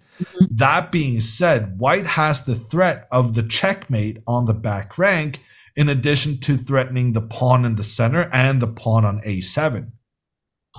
Alireza chose to prevent the checkmate by moving his rook back, but then after rook to e1, if the knight moves, the rook behind it gets captured for the checkmate. And so Alireza couldn't move the knight and just ended up losing it for free. Yeah, very strange blunder by Alireza. And that's why the score in this match between Fallujah and Colors is 1-1. Mm-hmm. And Hikaru will be facing one of these players tomorrow. If Hikaru loses his match, he will face the loser of this matchup. And if Hikaru wins, he will face the winner here. Mm-hmm. You don't really want to lose and then get to play against Alireza. Well, that would only happen if Alireza loses the match. Yeah, And I mean, even though he did lose the previous game, I would still say he's the favorite yeah. in this matchup. That being said, Alireza has sacrificed a pawn and still has his king in the center of the board here.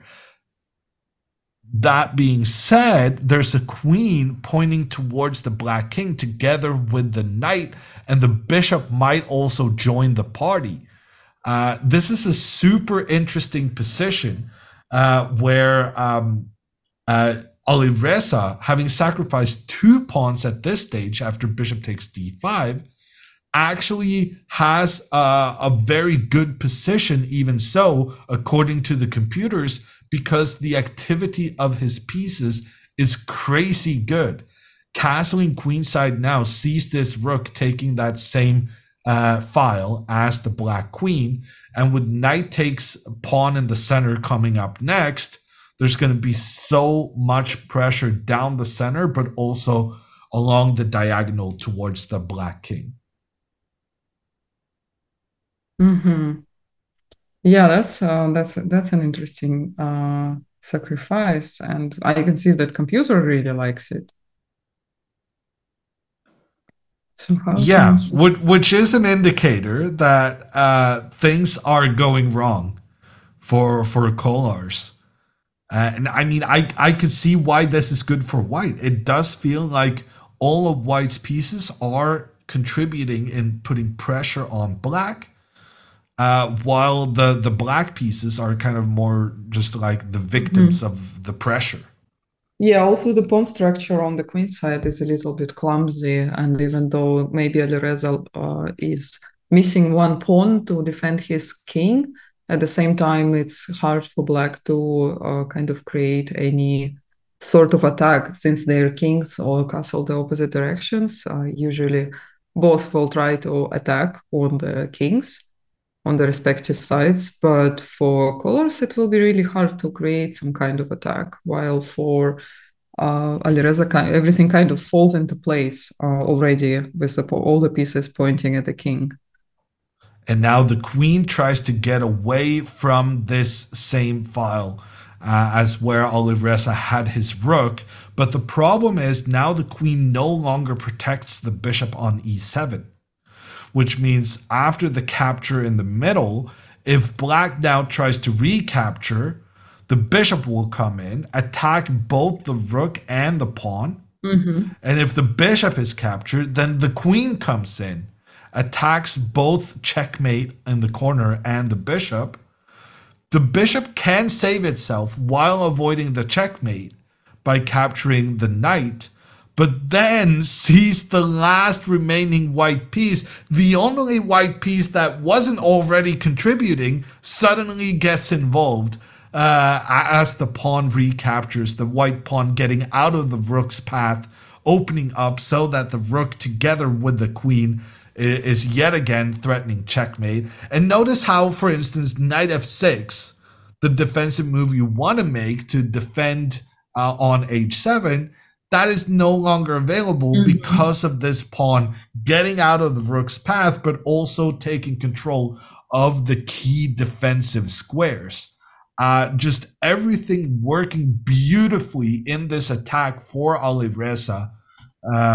Dmitry, he decides to retreat his bishop, not going for trades at this point. That's a good defensive move. Good defensive move.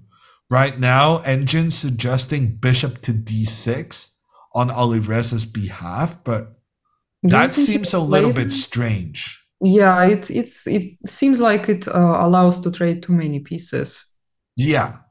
So I'm not sure Alireza will find this move. Maybe instead just bringing the rook from the corner in towards the center feels like the more sensible thing to do. And then white still has tremendous piece activity in trade for having given up a pawn. Yeah, but also maybe he could push the pawn on h5 and try to create more pressure on the king side. Yeah, maybe pawn to h5 also a possibility. I guess h6 with a tempo stops it all for white.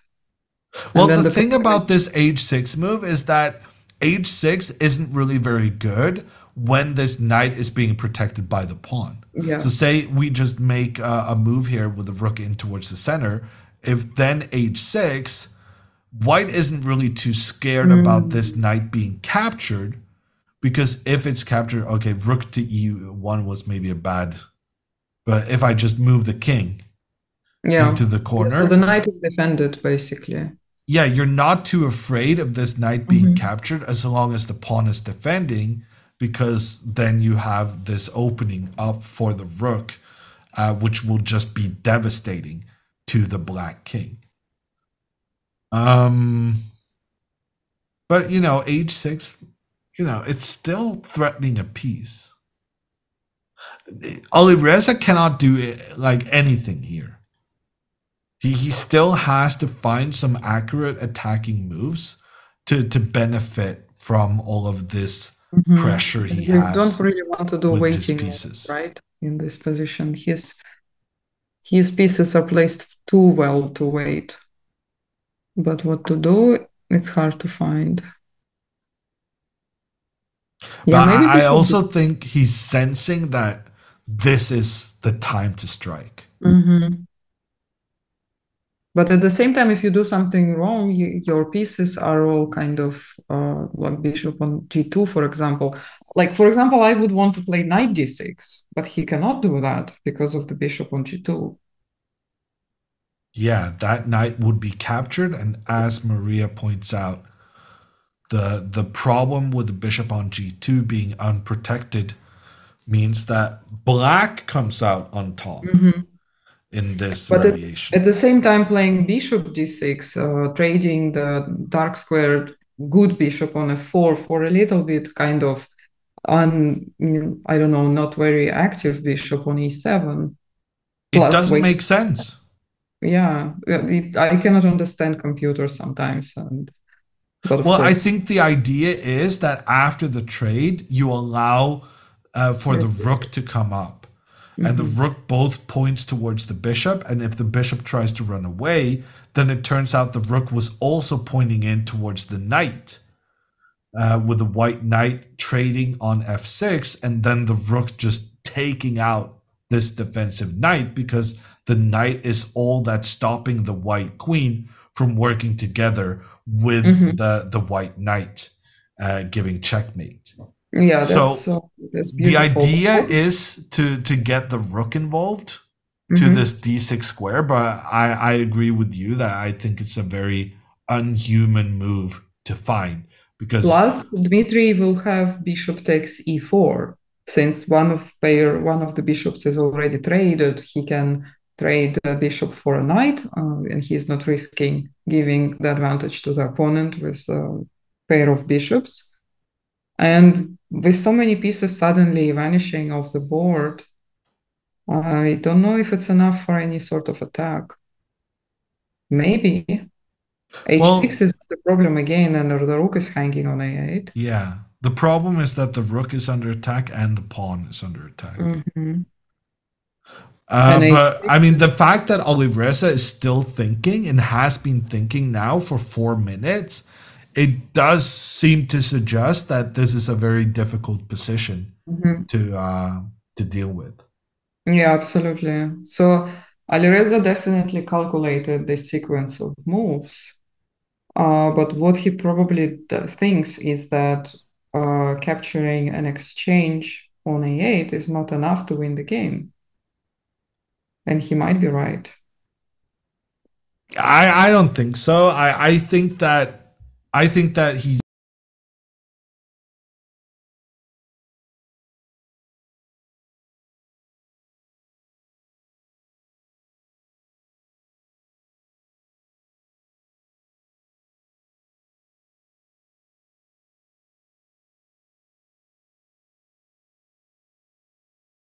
bishop with this bishop to d6 move.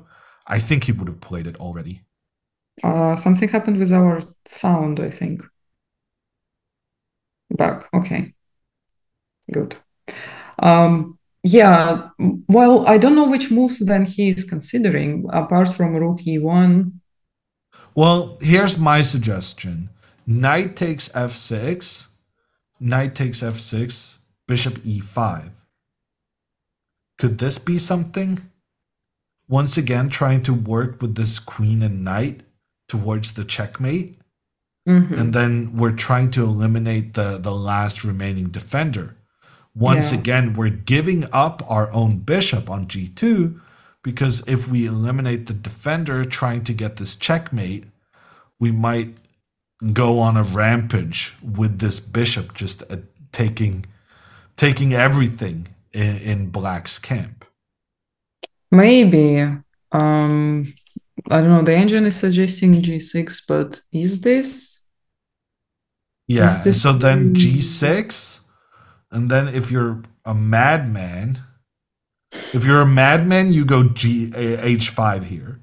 And you sacrifice this bishop, and then you open up for your rook.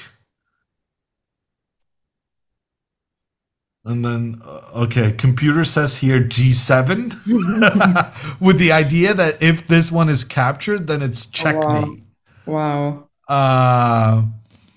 But yeah, this is the kind of thing I imagine that Olivreza is trying to figure out. And I don't blame him for spending a lot of time here because this is there's some madness going on here. I now can understand the absence of the 4 minutes on his clock a little bit better. Thank you, Hammer. Well, I think he was up by quite some time, right? I genuinely think he spent like 8 minutes on this move, 7 maybe. But he ends up going king b1, which is wild. Yeah, after so much thinking, at some point you probably need to make a decision earlier, otherwise you end up making the worst move. Okay, king b1 is literally the move I put in to illustrate how after h6 we're not too afraid of this because capturing the knight is a bit iffy, opening up for the rook along the h file. I was thinking, how can I just make some silly move, keeping the status quo? And I did this king b1, king a1. But apparently that's what Olivreza has gone for now. Well, it's not an unusual move in this position. Without the pawn on c2, it's quite often that white is hiding the king, further attacking it in the corner to avoid any possible checks. But here in this position, as you mentioned earlier, the pieces of Olivreza just for standing were placed so well, prepared for some tactical blow. And to waste all this time is just such a pity he didn't find anything more concrete. But now after king to b1, rook a7 has been played. And here the computers were suggesting rook takes d7 as being a brilliant move. The idea being that if this rook is captured, then knight takes knight, eliminates the defender, and sees the queen coming in for the checkmate together with the knight. Absolute madness going on in this game. But Olivreza didn't find this incredible rook takes move. Instead, he traded the knights on f6, traded the bishops, and then has gone this bishop to e7, e5. So this is kind of like the variation we saw earlier just with the king having moved to b1 in the meantime. Yeah. And colors needed to play g6 to block the queen's path in towards the black king. But in playing g6, he also allowed this pawn to get something to grab onto, securing a trade of pawns, which means that after the white pawn is gone, the rook will be pointing down along the side of the board. Yeah, now it's becoming sharper, but at the same time, is it enough? White only has two light pieces left in the attack. Yeah, and also look at this move being recommended. Knight to g4 sees the black knight attacking the bishop and the black bishop attacking the white knight.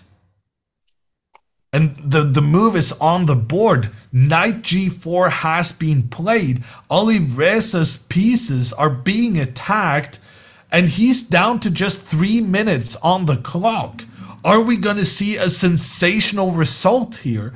Are we going to see Dmitry Kollars maybe surviving this devastating attack, managing to take the lead in this match against the heavy favorite that was Oliveresa?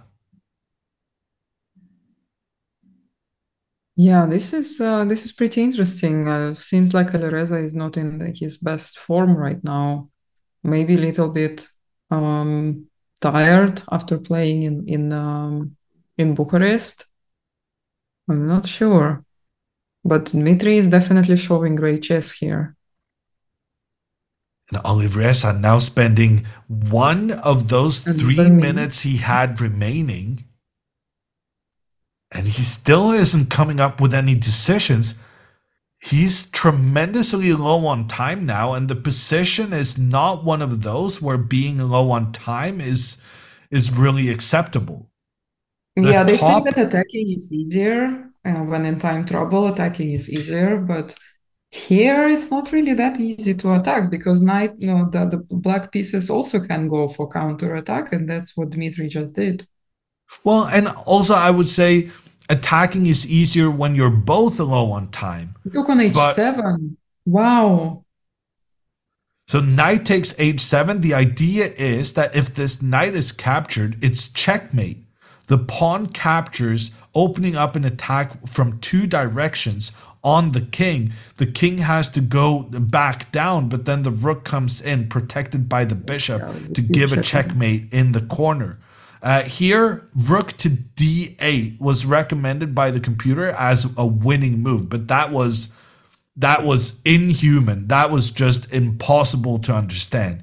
Instead, Kollars plays the very sensible knight takes bishop in the center, and after knight takes rook, bishop takes knight, Kollars has a knight and a bishop in trade for a rook, which normally massively favors the person with the two minor pieces. Yeah, and it does look like he has very good chances. He has massive advantage on the clock. He has psychological advantage after winning the previous game. He has an advantage of bishop and the knight against the rook. And I think he just feels, senses this, I don't know, some kind of not being too confident in his play from Alireza.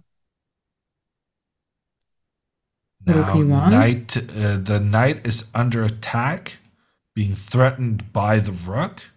He can bring rook e7, defend it. Yeah, he can also move the knight forward to counterattack on the white rook. The benefit of this is that after the rook moves away, there is a free pawn to be captured on the h5 square.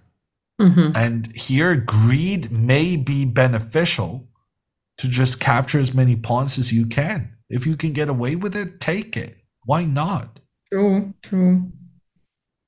Because that also means if you capture the white pawn, it means that the white pawn will not capture you. And then you won't lose another pawn defending your king. Yeah, that's true. Of course, taking on h5 will expose the king a bit more, but free pawn is still a free pawn. So yeah, I like this idea with tempo knight f3. Wow, it would be a huge upset if Dimitri could take down Alireza. That would be sensational.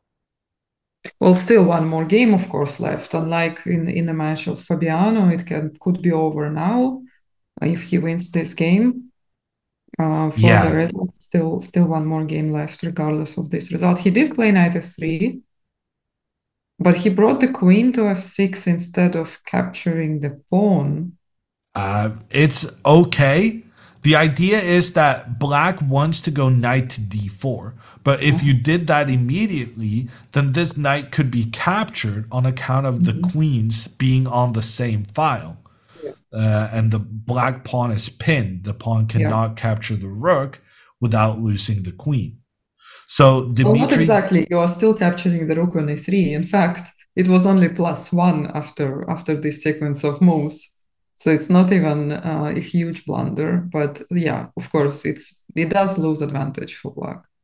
so in order to be able to put this knight on that nice d4 square, queen f6 makes sure that the black queen is no longer in its vulnerable position, still protecting the knight, but now also allowing the black knight to come into the center.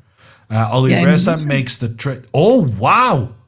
Why has Dmitry given up both of the pawns protecting his king? did he What blunder happened that it's an there? intermediate check? He could have recaptured this g6 pawn. I guess he was afraid of queen b3, both attacking the king and the knight, but he had a defense against that by the rook coming in to give extra protection at the same time. Instead, what happened was he got his knight to this central square, but he lost both of the pawns defending the black king in the meantime. And now I bet he's regretting that he didn't capture the pawn on h5 earlier, because this task has become much more difficult with a Mm-hmm. lack of pawns defending the black king. Yeah, and of course, Alireza is quite low on time. He has only 15 seconds left, but at the same time, he is super sharp and playing really fast in the anytime controls. So I don't think Dmitry was doing that just purely to surprise his opponent and try to flag him. That is impossible.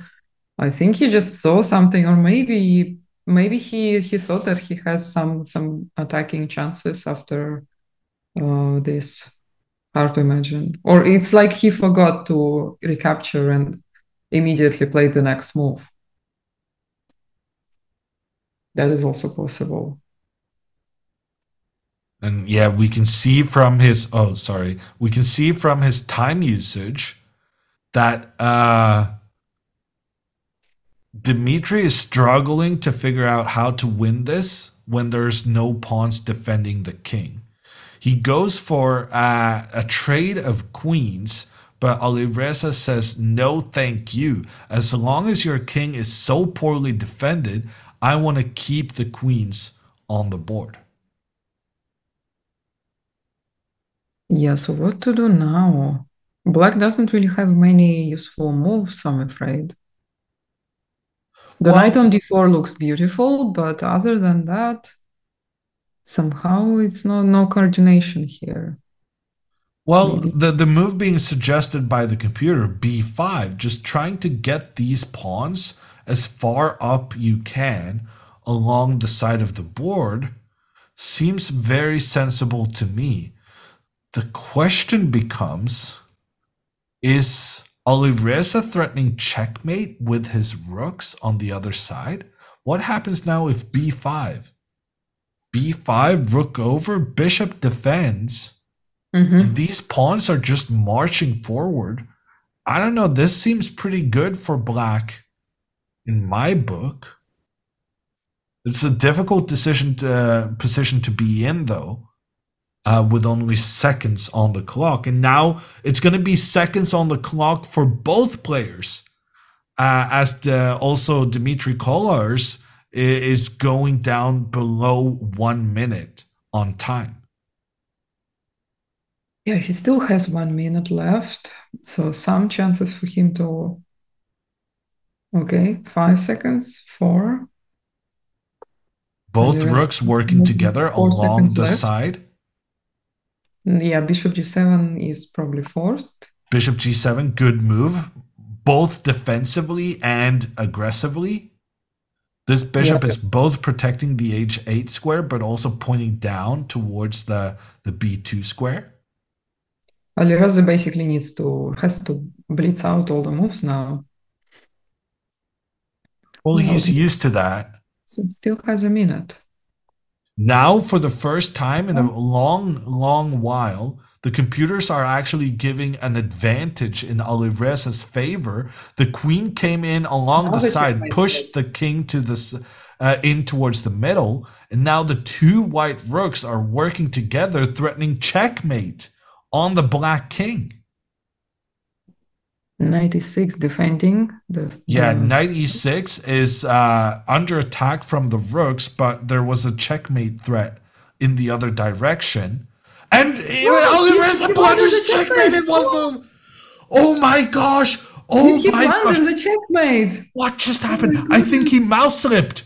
In this position, rook to e7 was a big mistake by Dmitry. After rook to e7, the computer said queen to He needs to f5 win a was a fight. winning move because here the queens will be traded off and all the pressure of the rooks down towards the black knight and rook is just too much for black to deal with.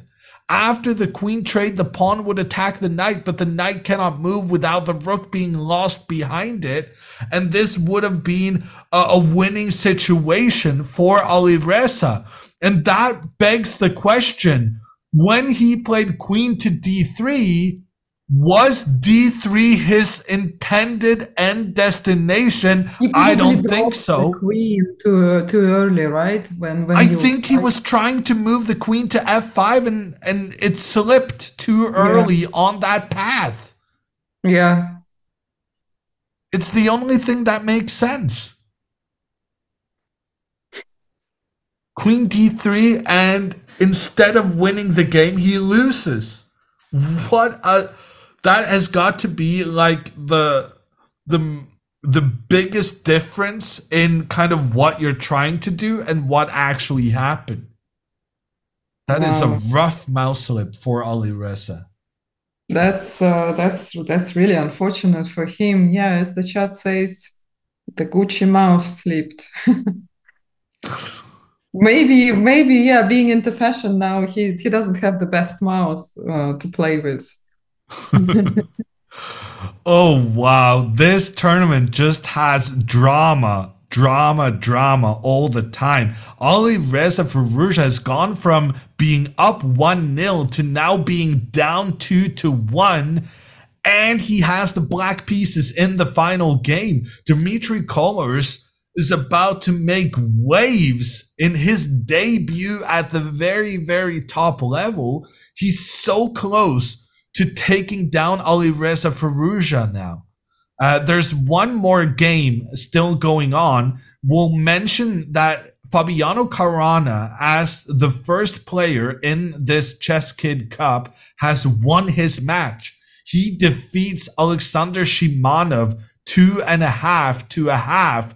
And that same thing could happen for Abdusattorov.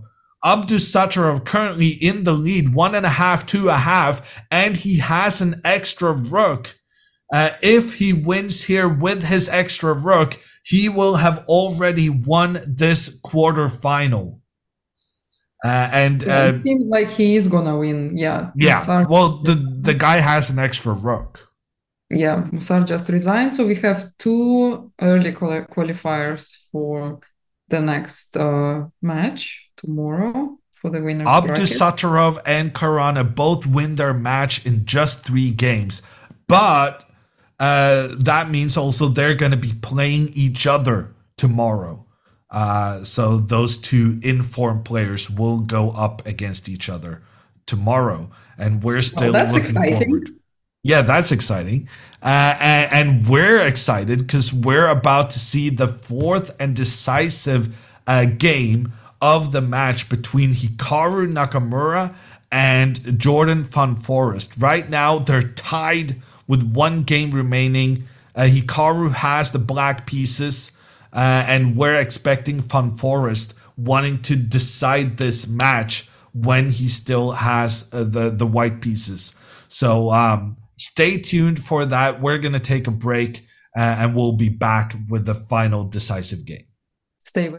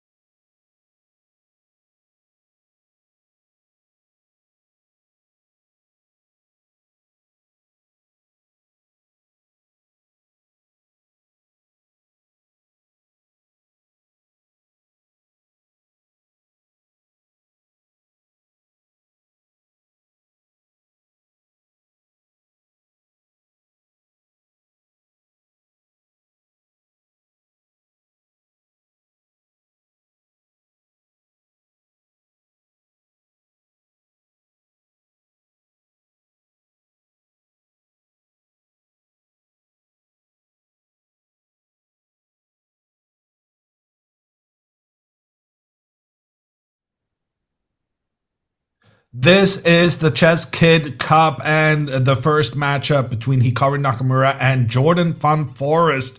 It's tied at 1.5 each. The fourth and final game will be decisive, and I'm following it. I'm Jon Ludwig Hammer, and together with me, Maria Emilianova. We're going to see if Hikaru can take Van Foreest down with the black pieces like he did in game 2 of this match. Or if Van Foreest will try to push for a win, or if we see a draw, then it will be Armageddon, which is also pretty exciting. But as you said, Jorden probably does not want to try his luck there. He really wants to finish in the main portion, where he probably has slightly more chances than in a faster time control against Hikaru. And here we see a Queen C2 Nimso Indian opening.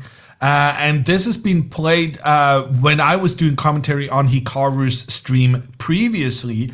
He played this against Wesley So, and the game ended in an early draw. However, here the line Van Foreest chose is something more unusual than the main lines played by Hikaru against Wesley earlier this year. But we see Hikaru is still well prepared. He knew about this line, and he's managed to force the white king into moving, which means the king now no longer has the option of castling. For me, the big question in the position is the safety of the knight on e4. Because if now pawn to f3, that knight has nowhere safe to go. Mm-hmm. That being said, I think Hikaru might be planning pawn to f5, allowing the knight to be captured, because then it would open up for the rook down towards the white king. So a really tense opening here. And I'm liking Hikaru's chances of maybe even getting the win, because this is a really tense, tricky position. It seems like this line is not really played any time recently, but was kind of popular between 2000 and 2005, because I see a lot of games played in this particular line with the king f1 by Karpov, Morozevich, all around early 2000s. So yeah, pretty exciting to see such a long forgotten line being played in modern times. And that's the kind of preparation Jorden van Foreest specializes in. He will look up some forgotten line. He will play something that's a bit unusual. And he will try to say, maybe this isn't necessarily considered good right now, but it's tricky. And I can win games using tricky openings. And as the white knight develops to e2, we see that now Hikaru is out of his preparation and has to think on how to proceed. Yeah, so the main game that they are probably following, which Van Foreest is following, is Karpov's games, because he played it multiple times with white pieces, including knight e2. And in some of them, he managed to win. And against Judith Polgar, he actually drew. Judith Polgar here played bishop to a4 with the black pieces. Bishop a4. Let's dub that the Polgar move. Then, yeah. What about developing pieces? The problem is, if the knight tries to get into the game, at some point we might consider white just capturing the knight in the center. This would be an extra pawn for the white player, but with the king still stuck in the center, maybe winning a pawn isn't actually that good, because if you lose the bishop pair, you also lose control, in this case, of the light squares on the board. I'm really excited about this opening. I think this is the kind of tense struggle that we could Mhm. only hope for. Yeah, for sure. What about f3? Is it a threat for black? Because the knight doesn't really have any squares. Yeah. I would be concerned about this for sure. So, say if the knight comes into the game, f3 attacking Mhm. the knight doesn't have any safe squares to retreat. So then probably you have to go f5. The idea being that if the knight is captured, then the rook Mhm. manages to get involved in Yeah. towards the king. So indirectly, black is defending the piece by having this discovered check, at the same time threatening to take the bishop on b3. Yeah, and if the white king tries to get away from this rook on the file, then actually queen to e1 is checkmate. Well, this checkmate is easier to blunder than queen b2, which Alireza got checkmated with. Definitely. Um, but in the end, Hikaru decided against developing with knight to c6, and he plays the computer's top choice, pawn to f6. So Hikaru wants to get rid of this pawn that's standing in front of the rook because he wants to have the rook pointing down on white's king. Yeah, and in this line also has been played by much less known players. Yeah, and actually in all of those, Black was succeeding, so it seems like Hikaru went for the best choice, not only by computer but also human-like. So Hikaru is trying to attack with the rooks down towards the white king.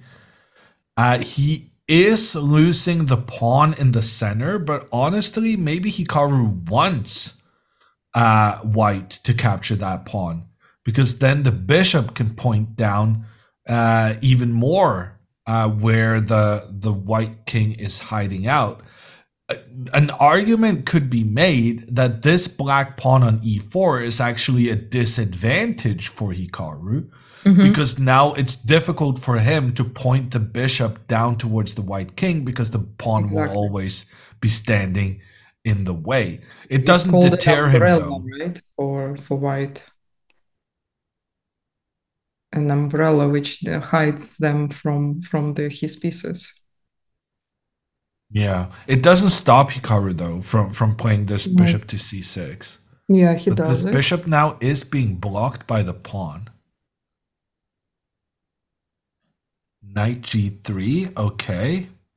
So Van Forest seems to be pretty determined to capture the pawn. But Hikaru just ignores it and continues development. Hikaru now, with his next move, will play rook to f8, and he will have both his rooks pointing down towards the Mhm. white king. And here, interestingly, if white had captured this pawn, then Hikaru might just move his rook and say, "I'm happy you took my pawn, because now there's more options for me to have open files pointing down on your king." Yeah, and the knight becomes kind of entrapped on e4 because it's effectively a pin. So Yeah, so maybe he's not planning to take it, but just takes the pawn under control. Maybe he's pretending to want to take it, but yeah, we will maybe see. this knight on g3 is just standing there to protect the king. Hmm. But we'll see. We'll see what Jordan has in mind, while Hikaru has a very clear plan. Well, I'm starting to think white has a very clear plan here too. The problem piece for white here is the rook on h1. How to Mhm. get this rook into the game. And the idea is pawn to g4. And Hikaru kind of just stepped in it right now. By moving the rook to g6, he's making it easier for this white pawn to push forward while attacking the rook. That being said, after h4 now, there might be an idea for Hikaru to play rook g4, which he has played. Immediately. So So after h4, rook g4, very clever move. The idea is that when white continues forward, the white rook is unable to get into the attack towards the e4 pawn because Hikaru already took out that option by placing his rook on g4, making sure that the white rook could not use the h4 square. Mm-hmm. This is a Interesting. Yeah, really tricky position. very tricky. He Oh, will what have is to going on? Sorry, h6, right? I misclicked something. Yeah, if h5 happens, he will have to stop the pawn with h6. The question is, what is white going to do next? Because they kind of got some space for the rook. They could blitzer the rook up from h1. Yeah, but here's an additional problem. So h5 played by Foreest. If he's allowed to do so, he would continue with that pawn, establishing himself close to the black king. So Hikaru prevents that by blocking the white pawn with his own pawn. Yeah, But now the problem is the rook on g4, the rook doesn't have anywhere to go. that is true. Like the bishop is controlling here, the pawn is controlling here, the rook is controlling here. The rook has nowhere to go. So it's stuck. But an Yeah. argument can be made that the white rook on h1 is also stuck. Mm-hmm. Because if you move the king up here to get the rook involved over here, well, then this rook is definitely still involved, posing problems to the white king. Yeah, exactly. So it is risky, but at the same time, white doesn't have any chances of exploiting it just Ooh, yet. or does he? Or does Let's see. he? Look at this plan being suggested by the computer. Knight to f1 with the idea of the knight just jumping around to capture the rook that ran out of squares. Okay, yeah, that does seem not so nice. That's a brilliant plan. But at the same time, Hikaru now has two pieces pointing in towards the h5 pawn. And frankly, there's more pieces coming. Mm-hmm. So yeah, So that this pawn is pawn on becoming, h5 is probably not going to survive for much longer. yeah. All right, so rook h3 was played and Hikaru responded, yeah, with knight f6. Yeah, if knight f1 immediately, then knight takes h5. Can white defend this pawn first? Well, there's a problem. So if knight f1, if Hikaru then tries to exploit his pressure against the h5 pawn by capturing, then white has the brilliant pawn to d5. And then the pawn is blocking the queen's protection of the black knight while also attacking the bishop. Oh, but the bishop can move and attack the queen in return. And then the queen can attack the rook, but then the knight can save itself while saving the rook. Wow, this is just crazy complicated. Yeah, this is very complicated. It's definitely not enough time to calculate all of that lines.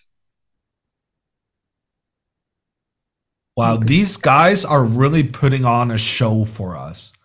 This has been, well, there was one short draw in the previous game, but the three other games of this match has been spectacular. Von Forest And with the queen sacrifice to win game one. Hikaru with the incredible tenacious defense to make a comeback in time scramble game two. And now this, which is just so chaotic. yeah, for sure. I'm just wondering why. Okay. Can he play something like queen e2 to prevent the knight from taking on h5? Oh wait, did he actually play knight f1? He Yeah, he always did play knight played f1. knight. Never mind then.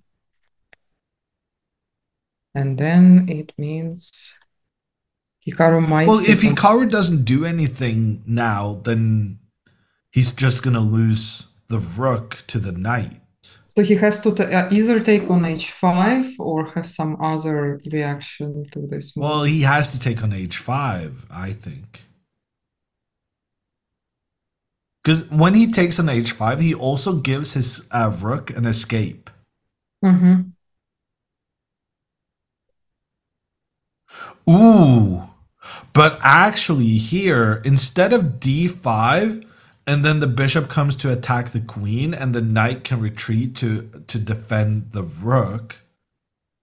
Actually, if Von Forest is really clever, he will go knight to h2 first.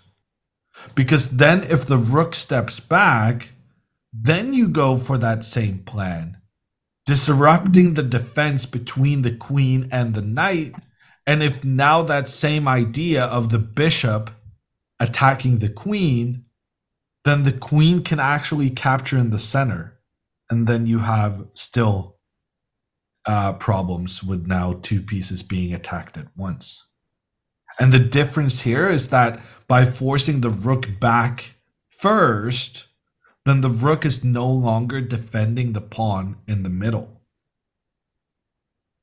Yeah, this is such a sharp position. What if? I'm just glad I don't have to be the one calculating this.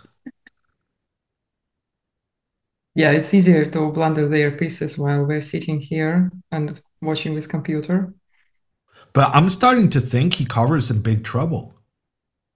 The more we're going through the variations, it feels to me that it's white setting the tone, and it's also white having the sneaky tactics.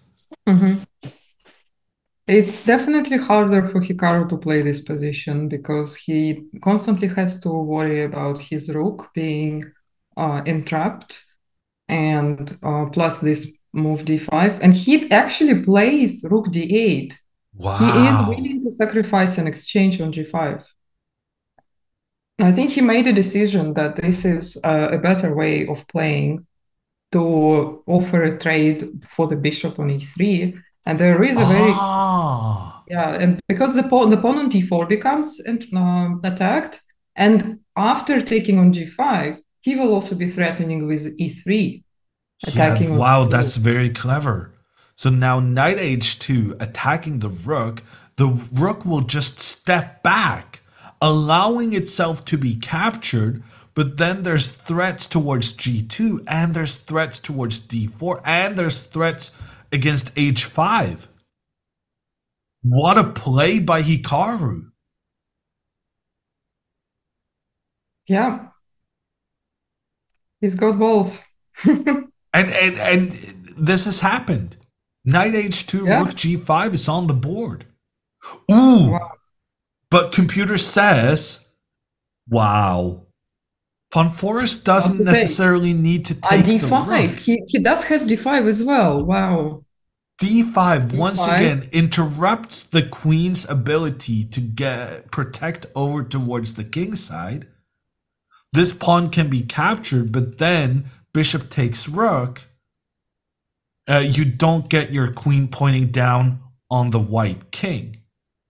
And when pawn takes back, maybe there's some potential for attacking this black king, trying to open up for the rook. Wow. But then at the same time, Hikaru has these pawns in the middle making their way down the board.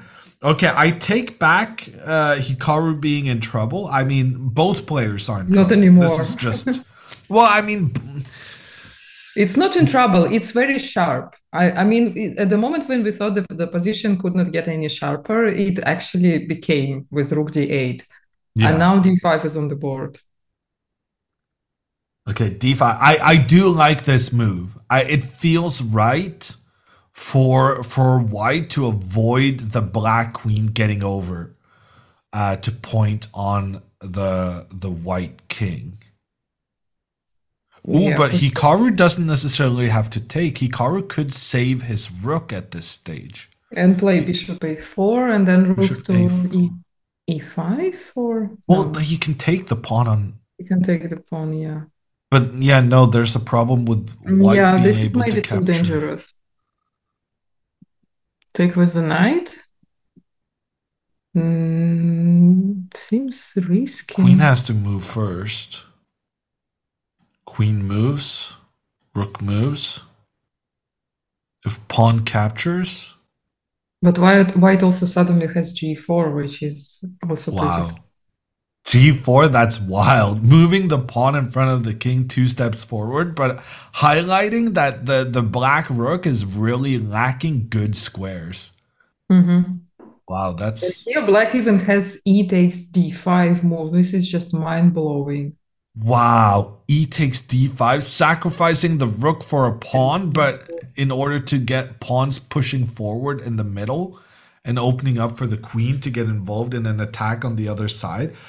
What is going on? Hikaru did go for this bishop to a4 move. The queen has moved in towards the center. We might get these variations. This might actually happen, Maria. This is insane. This game, there is no chance this ends in a draw. Rook f5, g4. It could very well happen. Do you think he will sacrifice a rook at that stage? Yeah. I mean, since he already okay, he played to e5. Rook to e5. Now knight So the g4. advantage of this square is that if the bishop now attacks the rook, then the rook can counterattack the bishop, and there's no He time for has no time white for to g4, attack. indeed. Yeah. Um, but the I'm not sure computers why. didn't like this move because of Yeah, they knight hated it g4. because of knight g4, but after the But trade, knight g4, I don't understand. I think after trade Takes, there is a takes. tempo, bishop h. Ooh, bishop takes h6, exploiting that the queen now was He pointing has down no on time to black's take. king. Okay, Oh, but that was it. why just played bishop d4? Yeah, he went for a different move. Bishop to d4 attacks the rook. If the rook moves, then the knight is in trouble behind. And Hikaru doesn't move the rook. Wow, he sacrificed the rook. I But he still need to already did work it on that. before, so he was already prepared to sacrifice an exchange. Yeah. And now they did trade. And then he did attack the rook in the corner. And wow, yeah, that just happened way too fast. So Hikaru's rook was in trouble. He got the rook away in the first kind of scramble, but then being attacked again, he felt he needed to get his queen to defend. The rook was captured, but then the queen attacked counter towards the rook in the corner. And now we're getting into a position where Hikaru has a pawn and a bishop in trade for a rook.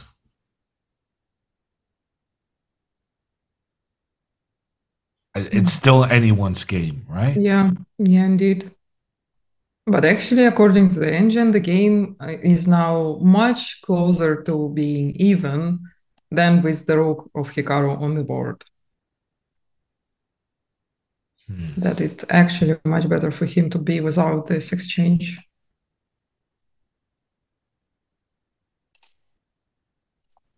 So now it's Hikaru's move, right? Yeah, and After. also remember this pawn in h5. We talked about it earlier. There's so many every single black piece on the board Mm-hmm.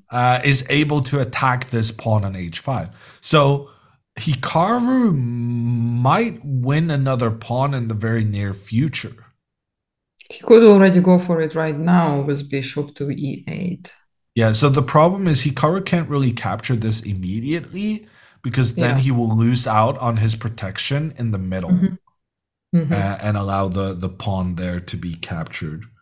So he wants to keep his knight defending in the center while also having the attack on the corner. And so he does play here bishop e8. He does go after this pawn.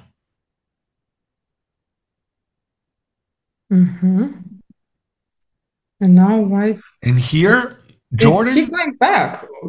This no, knight? well, it came from h2. All right. So this knight now both defends the white pawn and puts additional pressure on the black pawn. The problem is the knight now blocked the rook out of the game.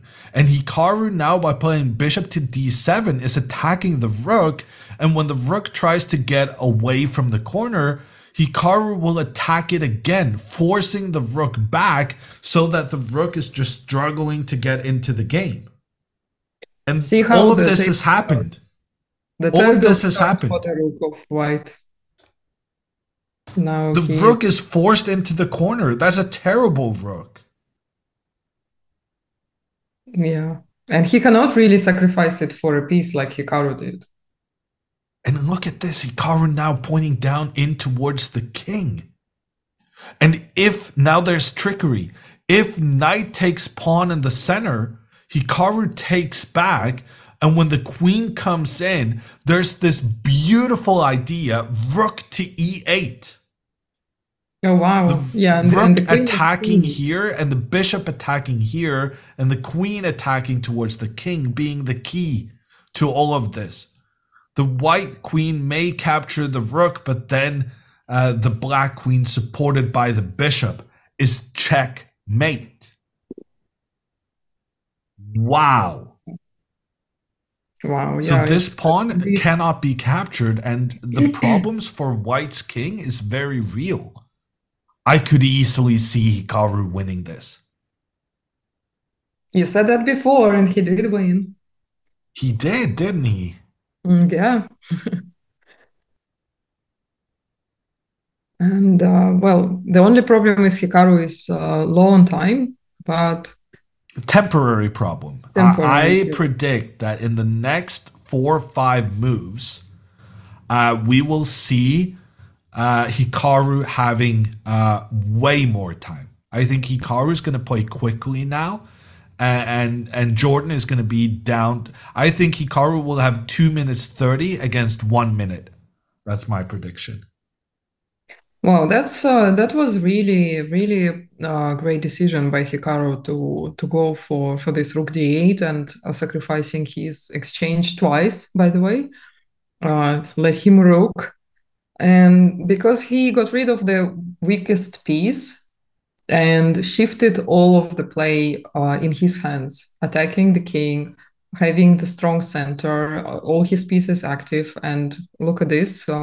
Jorden is struggling to find moves now, and his pieces are all back to the first and second rank. Hikaru just took a pawn. He took a pawn, and he's putting his knight in a better position. Sometimes when you take a pawn, it's like, oh, I have to do a detour to try and capture this pawn.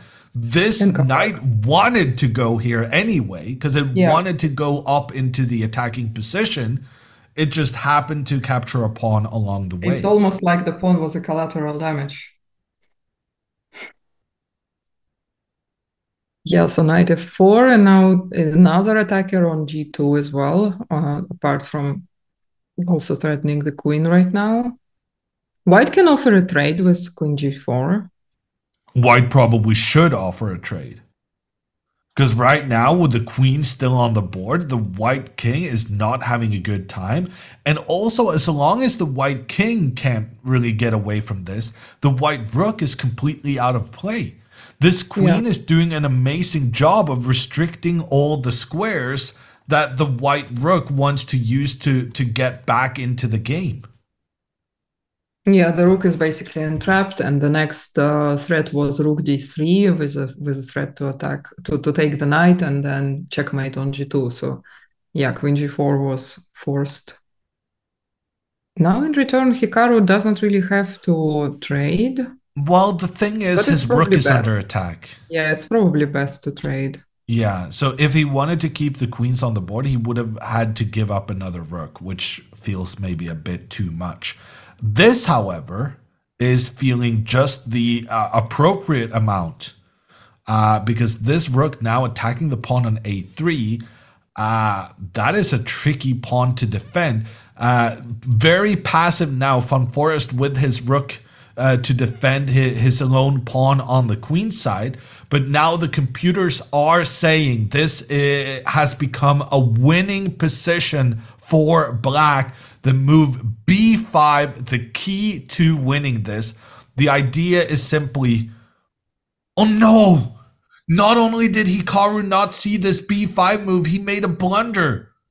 Rook to f5, that's an unfortunate positioning for the rook. Because a rook takes h6. And if this one is captured, then the knight recaptures with a double attack on the king and on the rook. So number one, if b5 here, it would be difficult for white to defend this pawn on a3 long term because there's this idea of b4, and the pawn cannot be captured because of the rook being unprotected behind. But in addition, rook takes h6, being marked by chess.com as a brilliant move by Van Foreest. It has turned the tables, and now it is still Van Foreest with some hopes of getting the win here. I still believe that Hikaru, without much difficulty, should be able to hold this defense to a draw. But it's got to be unpleasant facing a move you hadn't seen when you're down to just 1 minute on the clock. Yeah, he does seem really annoyed with this blunder. Obviously, he's not taking a rook because then it's another lost pawn. Oh, but now look at this, rook to d6. Rook to d6 is very scary because it's attacking the bishop, and if the bishop had moved, if the bishop moves, then rook takes d3, would have taken away the knight that was defending your own rook. Yeah, so he had to move the rook then. Yeah. Okay, fortunately, he had rook f7, which kept everything defended. So it wouldn't have been a disaster.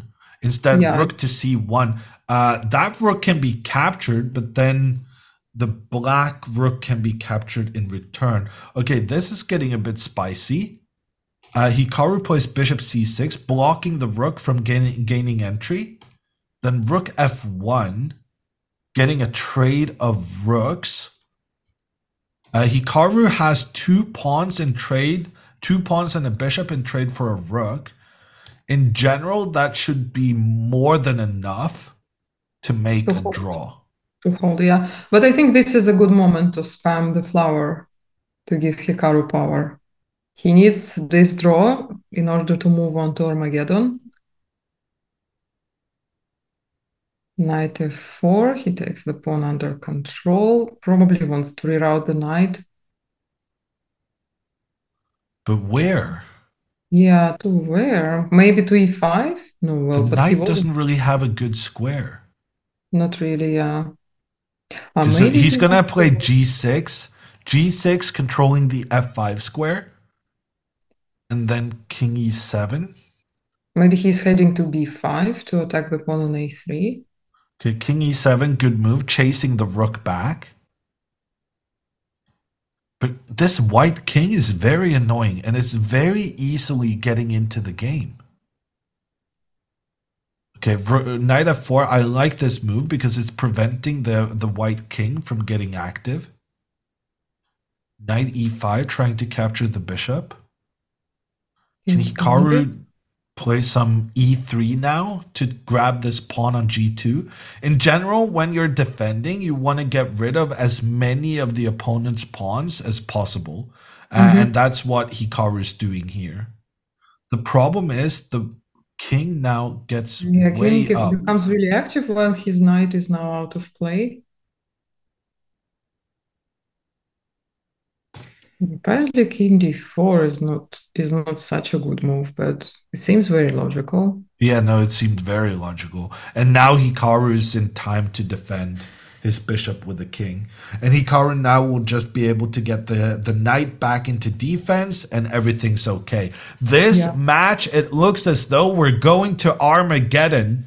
Everyone, we have been blessed with a super exciting matchup to start this ChessKid Cup, a part of the Champions Chess Tour. And as part of the special format in this tournament, if the match is a tie after 4 games, the players will bid for the right to have the black pieces in a situation where making a draw with black gives you the win in the match.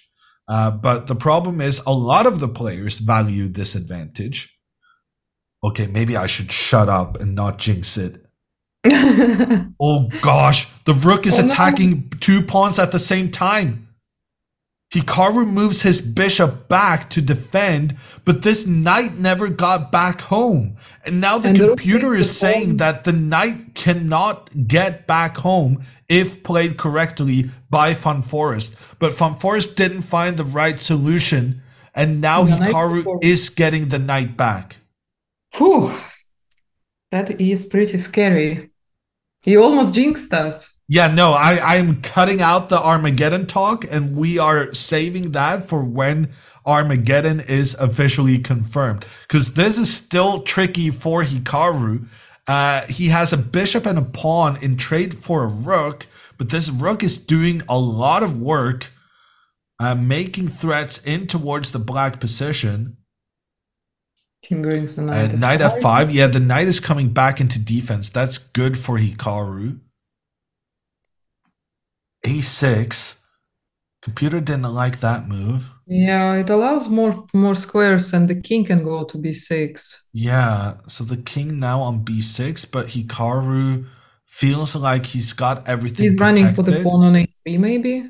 Yeah, the knight is about to go after the pawn, and here but b6. Now b6.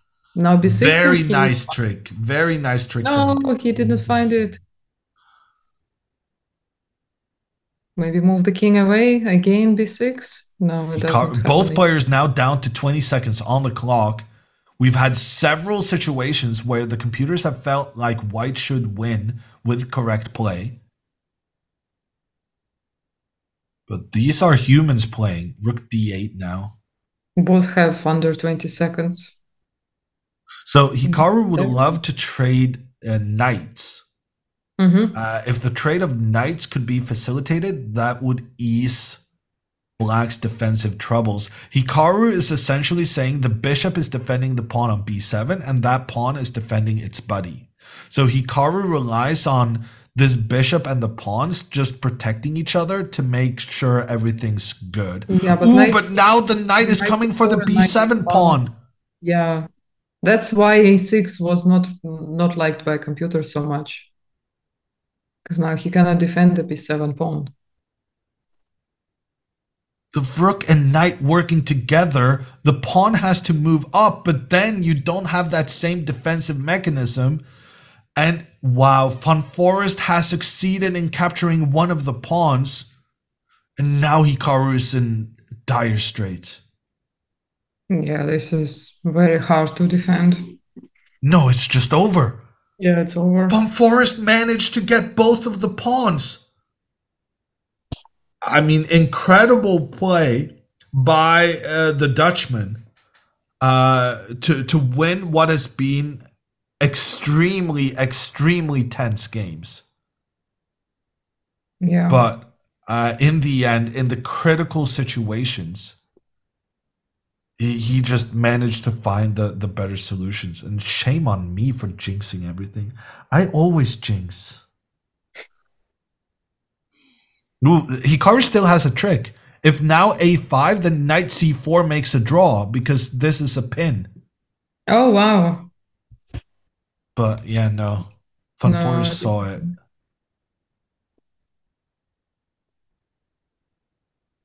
Now the pawn just moves. Yeah, the pawn is rushing now. Cannot stop it.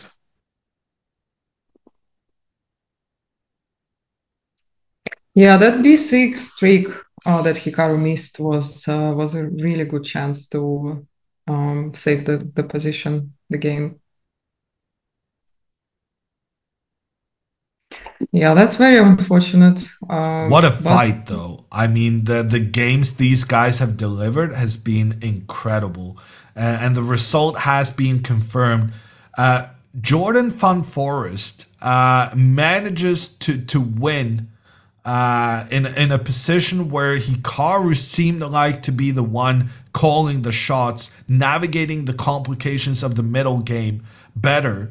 And in this instance, there was a situation where Hikaru could have had great chances of getting a new queen, just rushing the pawn up on the queen side. But unfortunately, number one, he didn't find that move. But also, number two, the move he chose instead, rook to f5, was met by a brilliant rook takes h6. With Van Foreest managing to win a pawn, exploiting the unfortunate positioning of the black rook and the black king. And this was kind of the turning point in the game where Van Foreest started being the one trying to go for the win, and in the end succeeding after a tremendous battle. That means Van Foreest will be facing the winner of the match between Firouzja and Dmitry Kollars. But that match has not been decided yet. No. Dmitry had the lead 2-1 with the white pieces in the last game, but he failed to get the draw he needed. Ali Reza with the black pieces equalizes that match, which means that right now this match is going to Armageddon. The loser of the match will be facing Hikaru tomorrow. The winner of the match will face Jorden van Foreest. So we still got some stuff coming up for you. We will be following this Armageddon between Ali Reza and Kollars. The result in this match will decide who Hikaru plays against tomorrow. So stick with us while we take a short break. See you in a bit.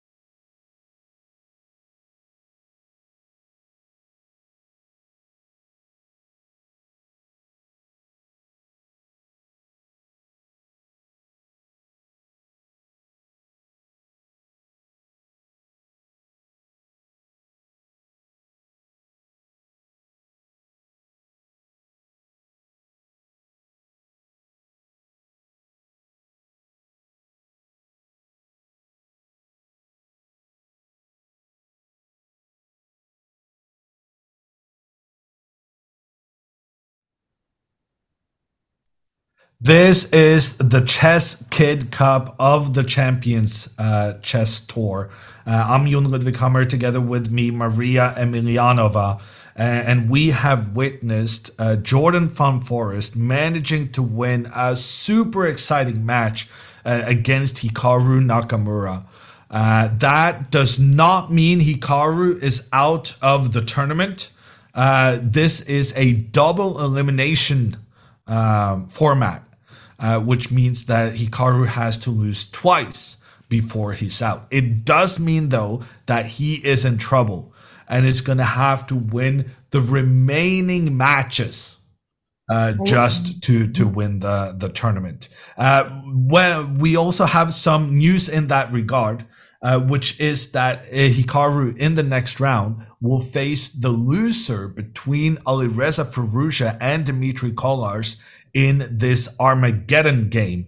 And with the black pieces, it's Alireza who bid 8 minutes and 20 seconds for the right to have the black pieces. Dmitry bid 9 minutes and 29 seconds, and as does Alireza gets black. What do you think of the bids, Maria? Well, it seems like Dmitry went for the time that he was comfortable with going against Alireza with black pieces. Of course, he could have bid less, but then you have to play with that amount of time, and your opponent gets, what is it, 15 minutes? 15 minutes, yeah. Yeah, so he knew that it's probably quite a high myth bid that is like big, but he just knew that if he goes below, he will not be comfortable playing the Armageddon game with that time. Yeah, seems sensible. But here, Alireza now playing the Berlin, an opening famous for being difficult to beat, makes a lot of sense, given that he wins this match in case of a draw. Yeah, for sure. It's very solid. Alireza only has 8 minutes, but at the same time, he never really was in very big time trouble against Dmitry. He was in one game, but he managed to get a winning position in that one, and only alleged mouse sleep prevented him from winning that game. Maybe time pressure did suffice there in his loss, but we will never know. But now, yeah, let's see. Wow, the rook is in the center. Yeah, so this is big theory. The most normal move here, instead of knight back to e8, is bishop to f6. And after the rook goes back, the rooks can try and trade in the center. And here there's a line for white where you sacrifice a pawn, but develop your pieces very quickly, trying to exploit that black's pieces on the queen side haven't really entered the game. I suspect something like this is what Dmitry was aiming for. Instead, Alireza tried to sidestep this by instead playing knight to e8, a different move in which white is allowed to push their pawn forward in the center, but in return, black gets this bishop pointing down towards the white king. And after bishop to e3, a trade of bishops has happened, and we just have a position where black is very solid, but also very passive. And I gotta say, I think this opening has been a success for the white pieces. Yeah, you probably don't have that big of an advantage, but you have the kind of position where you can play on and play on and play on for a very long time, and knowing that there are no increments in the Armageddon. You get those minutes you have, and then if you run out, it's over. I feel like long games very much favor white in this system. By the way, I like your humbleness, Jon Ludwig. You did not mention that the game until bishop e3 was actually played by none other but you just Yeah. 3 years ago. So I did play this against David Howell. I had the white pieces, and one of the reasons I didn't mention it was because I just got nothing. I was unable to pose problems to my opponent.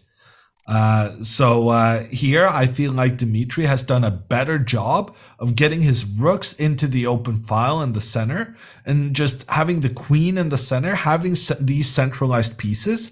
I think he's done a great job. Yeah, it's going to be difficult to win, but you can always use the clock as a weapon in a long game. Yeah, and Alireza already has just over 6 minutes left, which is exactly half comparing to Dmitry.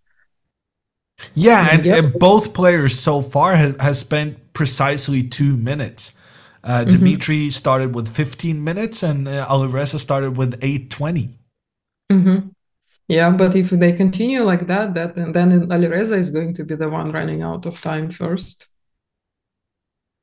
So And he look has at to start this. saving The his time more. the two white pawns are clearly more aggressively placed than their black counterparts. In addition, the rook is controlling the open file, the queen is pointing down towards the black king. So far, I gotta give top marks to Kolars for how he has approached and dealt with this Armageddon situation. But I love c5 by Alireza. That move basically forced an en passant. And of course, half the chat thinks that en passant is forced anyway, but it's not the case. But here it was forced because the queen was hanging and the pawn on a5 was hanging, and the queen was not able to protect that pawn. So he had to take on c5. Therefore, the pawn on d5 was gone, and the problem on a5 remains. So he had to push b4. So But to give the different perspective, now the pawn on d6 is weak. This is a so-called isolated pawn, cannot be protected by other black pawns. And that wouldn't be a problem if not for the fact that black traded off its buddy on the side and allowed the white queen to now stand looking at it. So I'm not sure. I feel like that c5 move was born out of desperation, a lack of better alternatives, which has now given white a lot of nice targets to attack, mainly the pawn on d6. But look at this maneuvering. Now the knight can even try to come in towards the f5 square and get a great placement there. yeah, that's definitely very double-edged position with both players having advantages and disadvantages. But Dmitry has more to offer for this position. His pieces are very well placed, and his time is also really comfortable comparing to Alireza's. Yeah, we have a poll if en passant is forced. So put your There are thoughts. some really nice stats on chess.com. If you have like one of the chess.com premium memberships, you can see how many times you've used the en passant when the en passant was possible. I checked my stats and it was like 50% of the time I do en passant. I will need to check that. So I guess I'm a grandmaster, so I choose to pick my moments for when to use the rules To in my surprise your favor and opponent. when not to.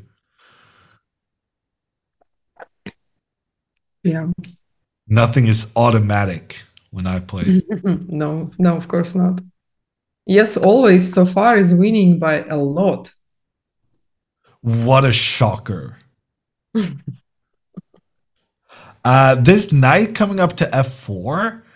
Right now, maybe bishop to c4, trying to go for that d5 square, or maybe just having the bishop point down towards the black king. Yeah, I like the bishop c4 a lot. Ooh, but I don't want to trade the knights. Alireza is trying to play knight to e6, which would attack both the queen and the knight, forcing that trade. Maybe he needs to move the queen away. Yeah, I would move either the queen or the knight. Probably the knight. Knight to Knight h5 h5. feels tempting, threatening checkmate. And then if the knight comes into the center, maybe queen back here. Yeah, that makes sense. Computer didn't like this though. Yeah, computer likes queen b6, but I cannot Yeah, see how computer is wants this move here good. the black queen coming to g5. Ah, chess is difficult. Chess is very Let difficult because queen yeah, b6 here, what does it exactly attack? The bishop on c6 is solid defending b7 pawn. yeah, I Queen don't get b6 it it. doesn't make much sense. c4 seems sensible though. Hmm. Although maybe c3 is a bit more logical to defend b4 Well, because is I he really was under play the b5? assumption that this d5 move would not be good. But if this d5 move is good, then probably c4 was a mistake. Yeah, Now yeah, because knight to this pawn. e6 Because Alireza both is happy attacks to the play. queen and protects. Mm-hmm. Okay? Winning! Uh-oh. Winning! Uh-oh.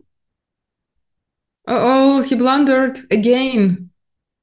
The queen was pointing down towards the black king, and Alireza had to be a bit careful here because if you capture the white pawn, then knight to f6 is a double attack, exploiting the fact that the black pawn cannot recapture because of the queen pointing down Yeah. here.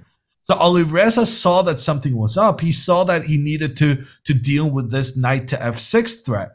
But when he moved queen e7, he allowed the white pawn to just continue rushing forward on the side of the board. And well, now we can say that this pawn to c4 move was really good Yeah, because was really good. it was helping the pawns advance on the side of the board. Wow. And if now the bishop retreats, then the pawn in the center gets captured, With attacking the knight. the tempo and g7 is still attacked, which means he cannot move the knight away. So he will have to sacrifice a piece for a pawn, for a couple of pawns. Well, he takes on b5, but after the recapture, I mean, he's not. Alireza isn't losing anything right now, but it's just that the potential for white to just have this pawn on the side of the board go become a new queen. Mm-hmm. Like this pawn is difficult to deal with. It's only 2 squares away from becoming a new queen. Yeah, that's very difficult for Alireza to diffuse now because his king is still in a bit of predicament.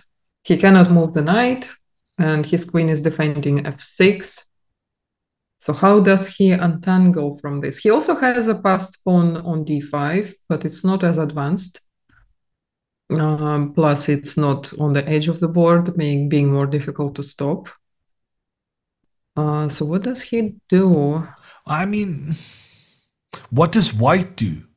That's also the problem. Like black doesn't have a clear way of capturing this white pawn, but neither Mhm. does white have a clear way of creating more threats. And this f4 move I has don't like created a lot of weaknesses in Yeah. towards the king. Maybe rerouting the knight was a good idea to just bring the knight from h5 to f5 to start with, and then think about further steps. Yeah, maybe, but it's difficult getting yourself to move a knight that's already pretty well placed. I mean, it's not like f4 is a terrible move. It is planning to move the pawn further forward to chase the defensive knight out of position. Yeah, but at the same Queen, time, if Alireza gets to get a lot of checks, then he will save, and that's all he needs. He yeah, just but needs a look check. at this queen g3 move. Now there are no checks. Like your only hope of giving a check against this white king was on the diagonal, but the queen is now controlling that diagonal. But now at least the queen is defending g7, so his knight got free. Yeah, Maybe that's he could true. move the That's knight. true. But the idea is f5 as f6 now. If he moves the knight, Even if he does not move the knight, f5 is still a threat. Yeah. Okay, queen a1, attacking the bishop. Also putting pressure on white's pawn. But Maybe what still happens f5? if the pawn just continues? Attacking the knight, trying to attack towards the black king. Ah, but the knight can block the queen's Yeah. threats. And then if h4, trying to chase the knight away, then it turns out black just Bishop, manages to capture a lot of stuff. Okay, bishop so d3 sensible. apparently is Bishop best. d3, yeah, that's sensible, just getting the bishop away. But now the knight attacks both the bishop and the pawn. No, no, no, no, no, no. Dmitry Colors right now struggling to figure out how to win this.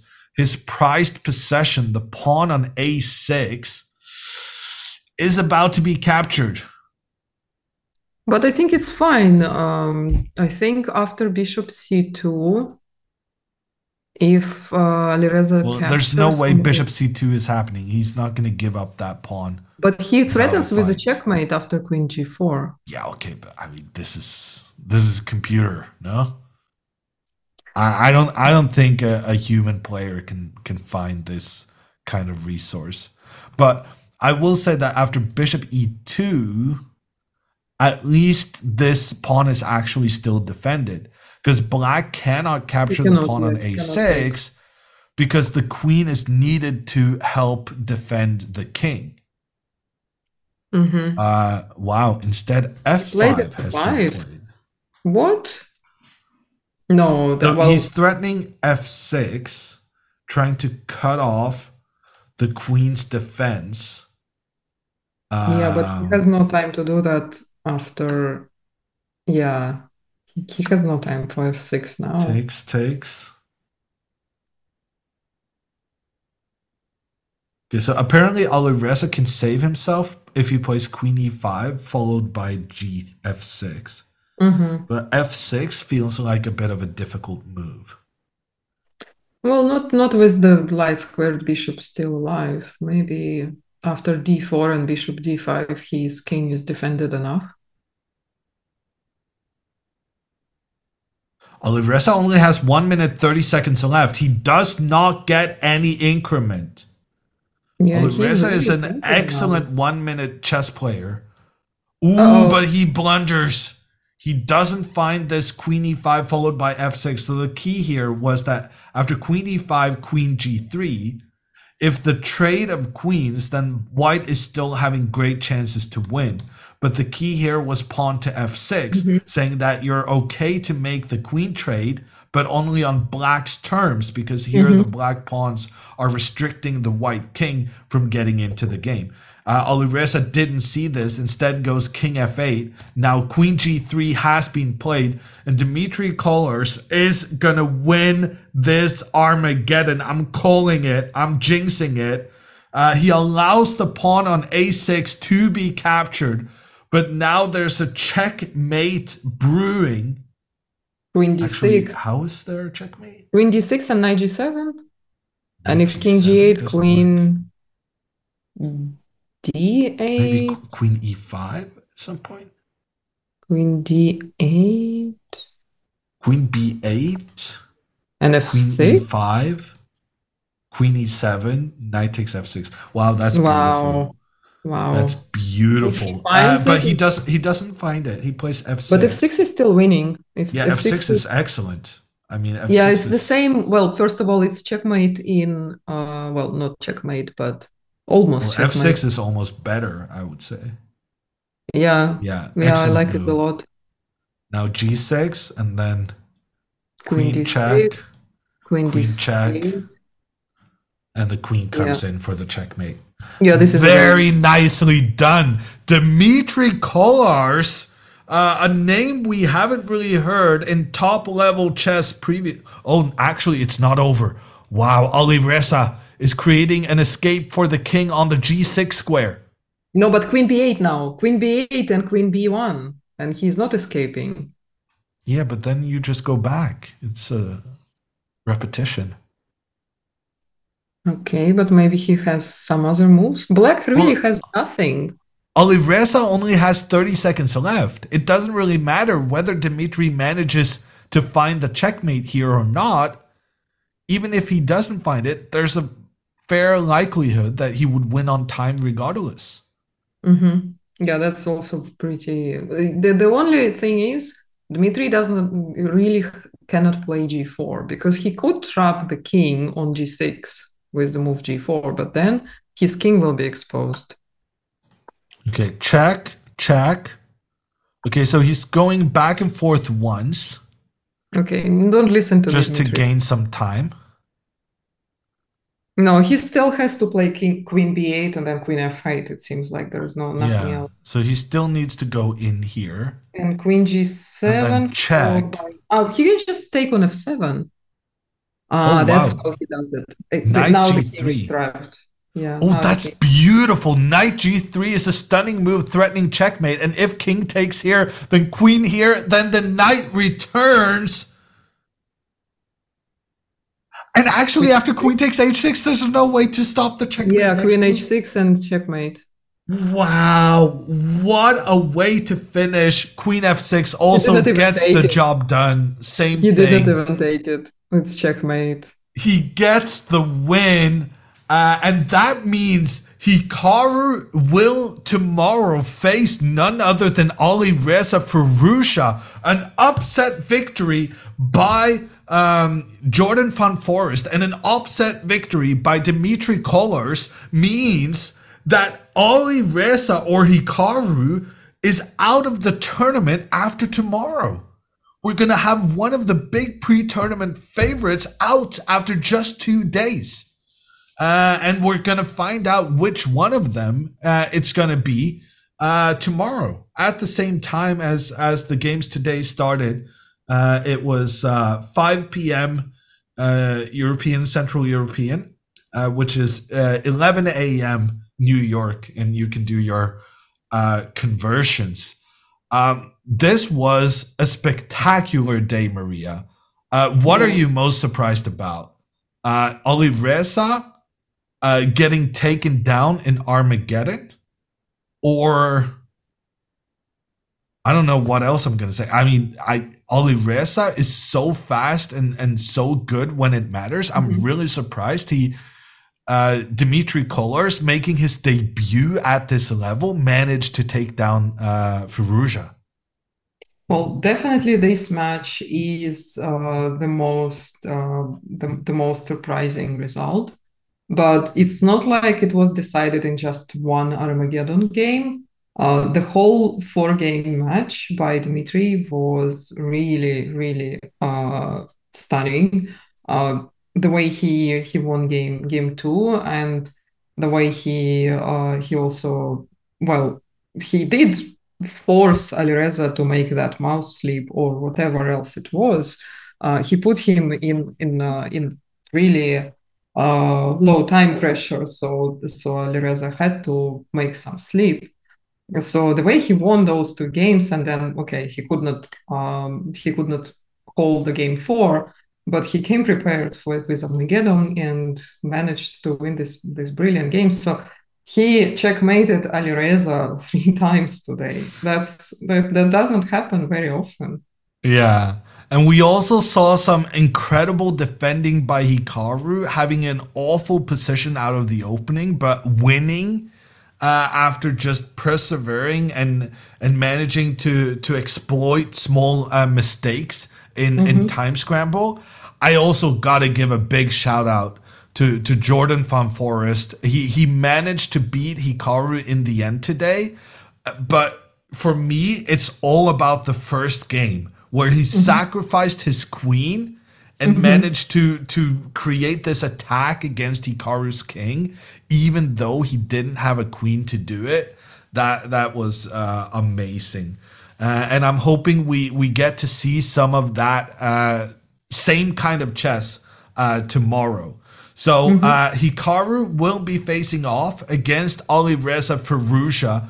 That match will be starting at 5 p.m. Central European, 11 a.m. New York time. Make sure to come back and check us out tomorrow. Any final words, Maria? Yeah, I agree that the first game today between Hikaru and Jorden probably was the best game for me. The beautiful work by the knights of Jorden in the end, creating all the checkmate threats. Definitely check out that game if you were late today. Tomorrow we will have some exciting matches. Hikaru against Alireza, I'm really definitely looking forward to.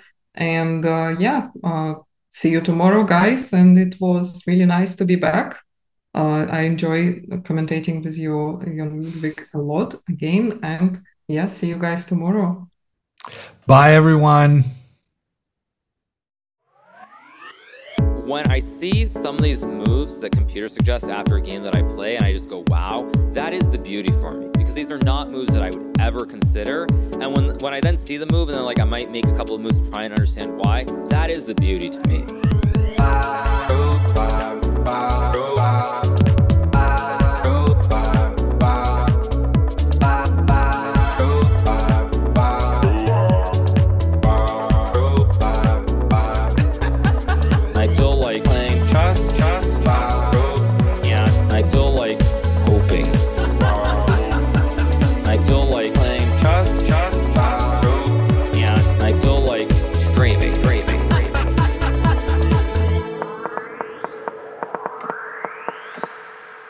I'm just trying to play as well as I can, and I don't really worry. Like, if I lose a game, it's not the end-all be-all. I'm not naturally talented, but if I don't get something, I try to figure out, why don't I get it? What am I doing wrong? Over and over and over again.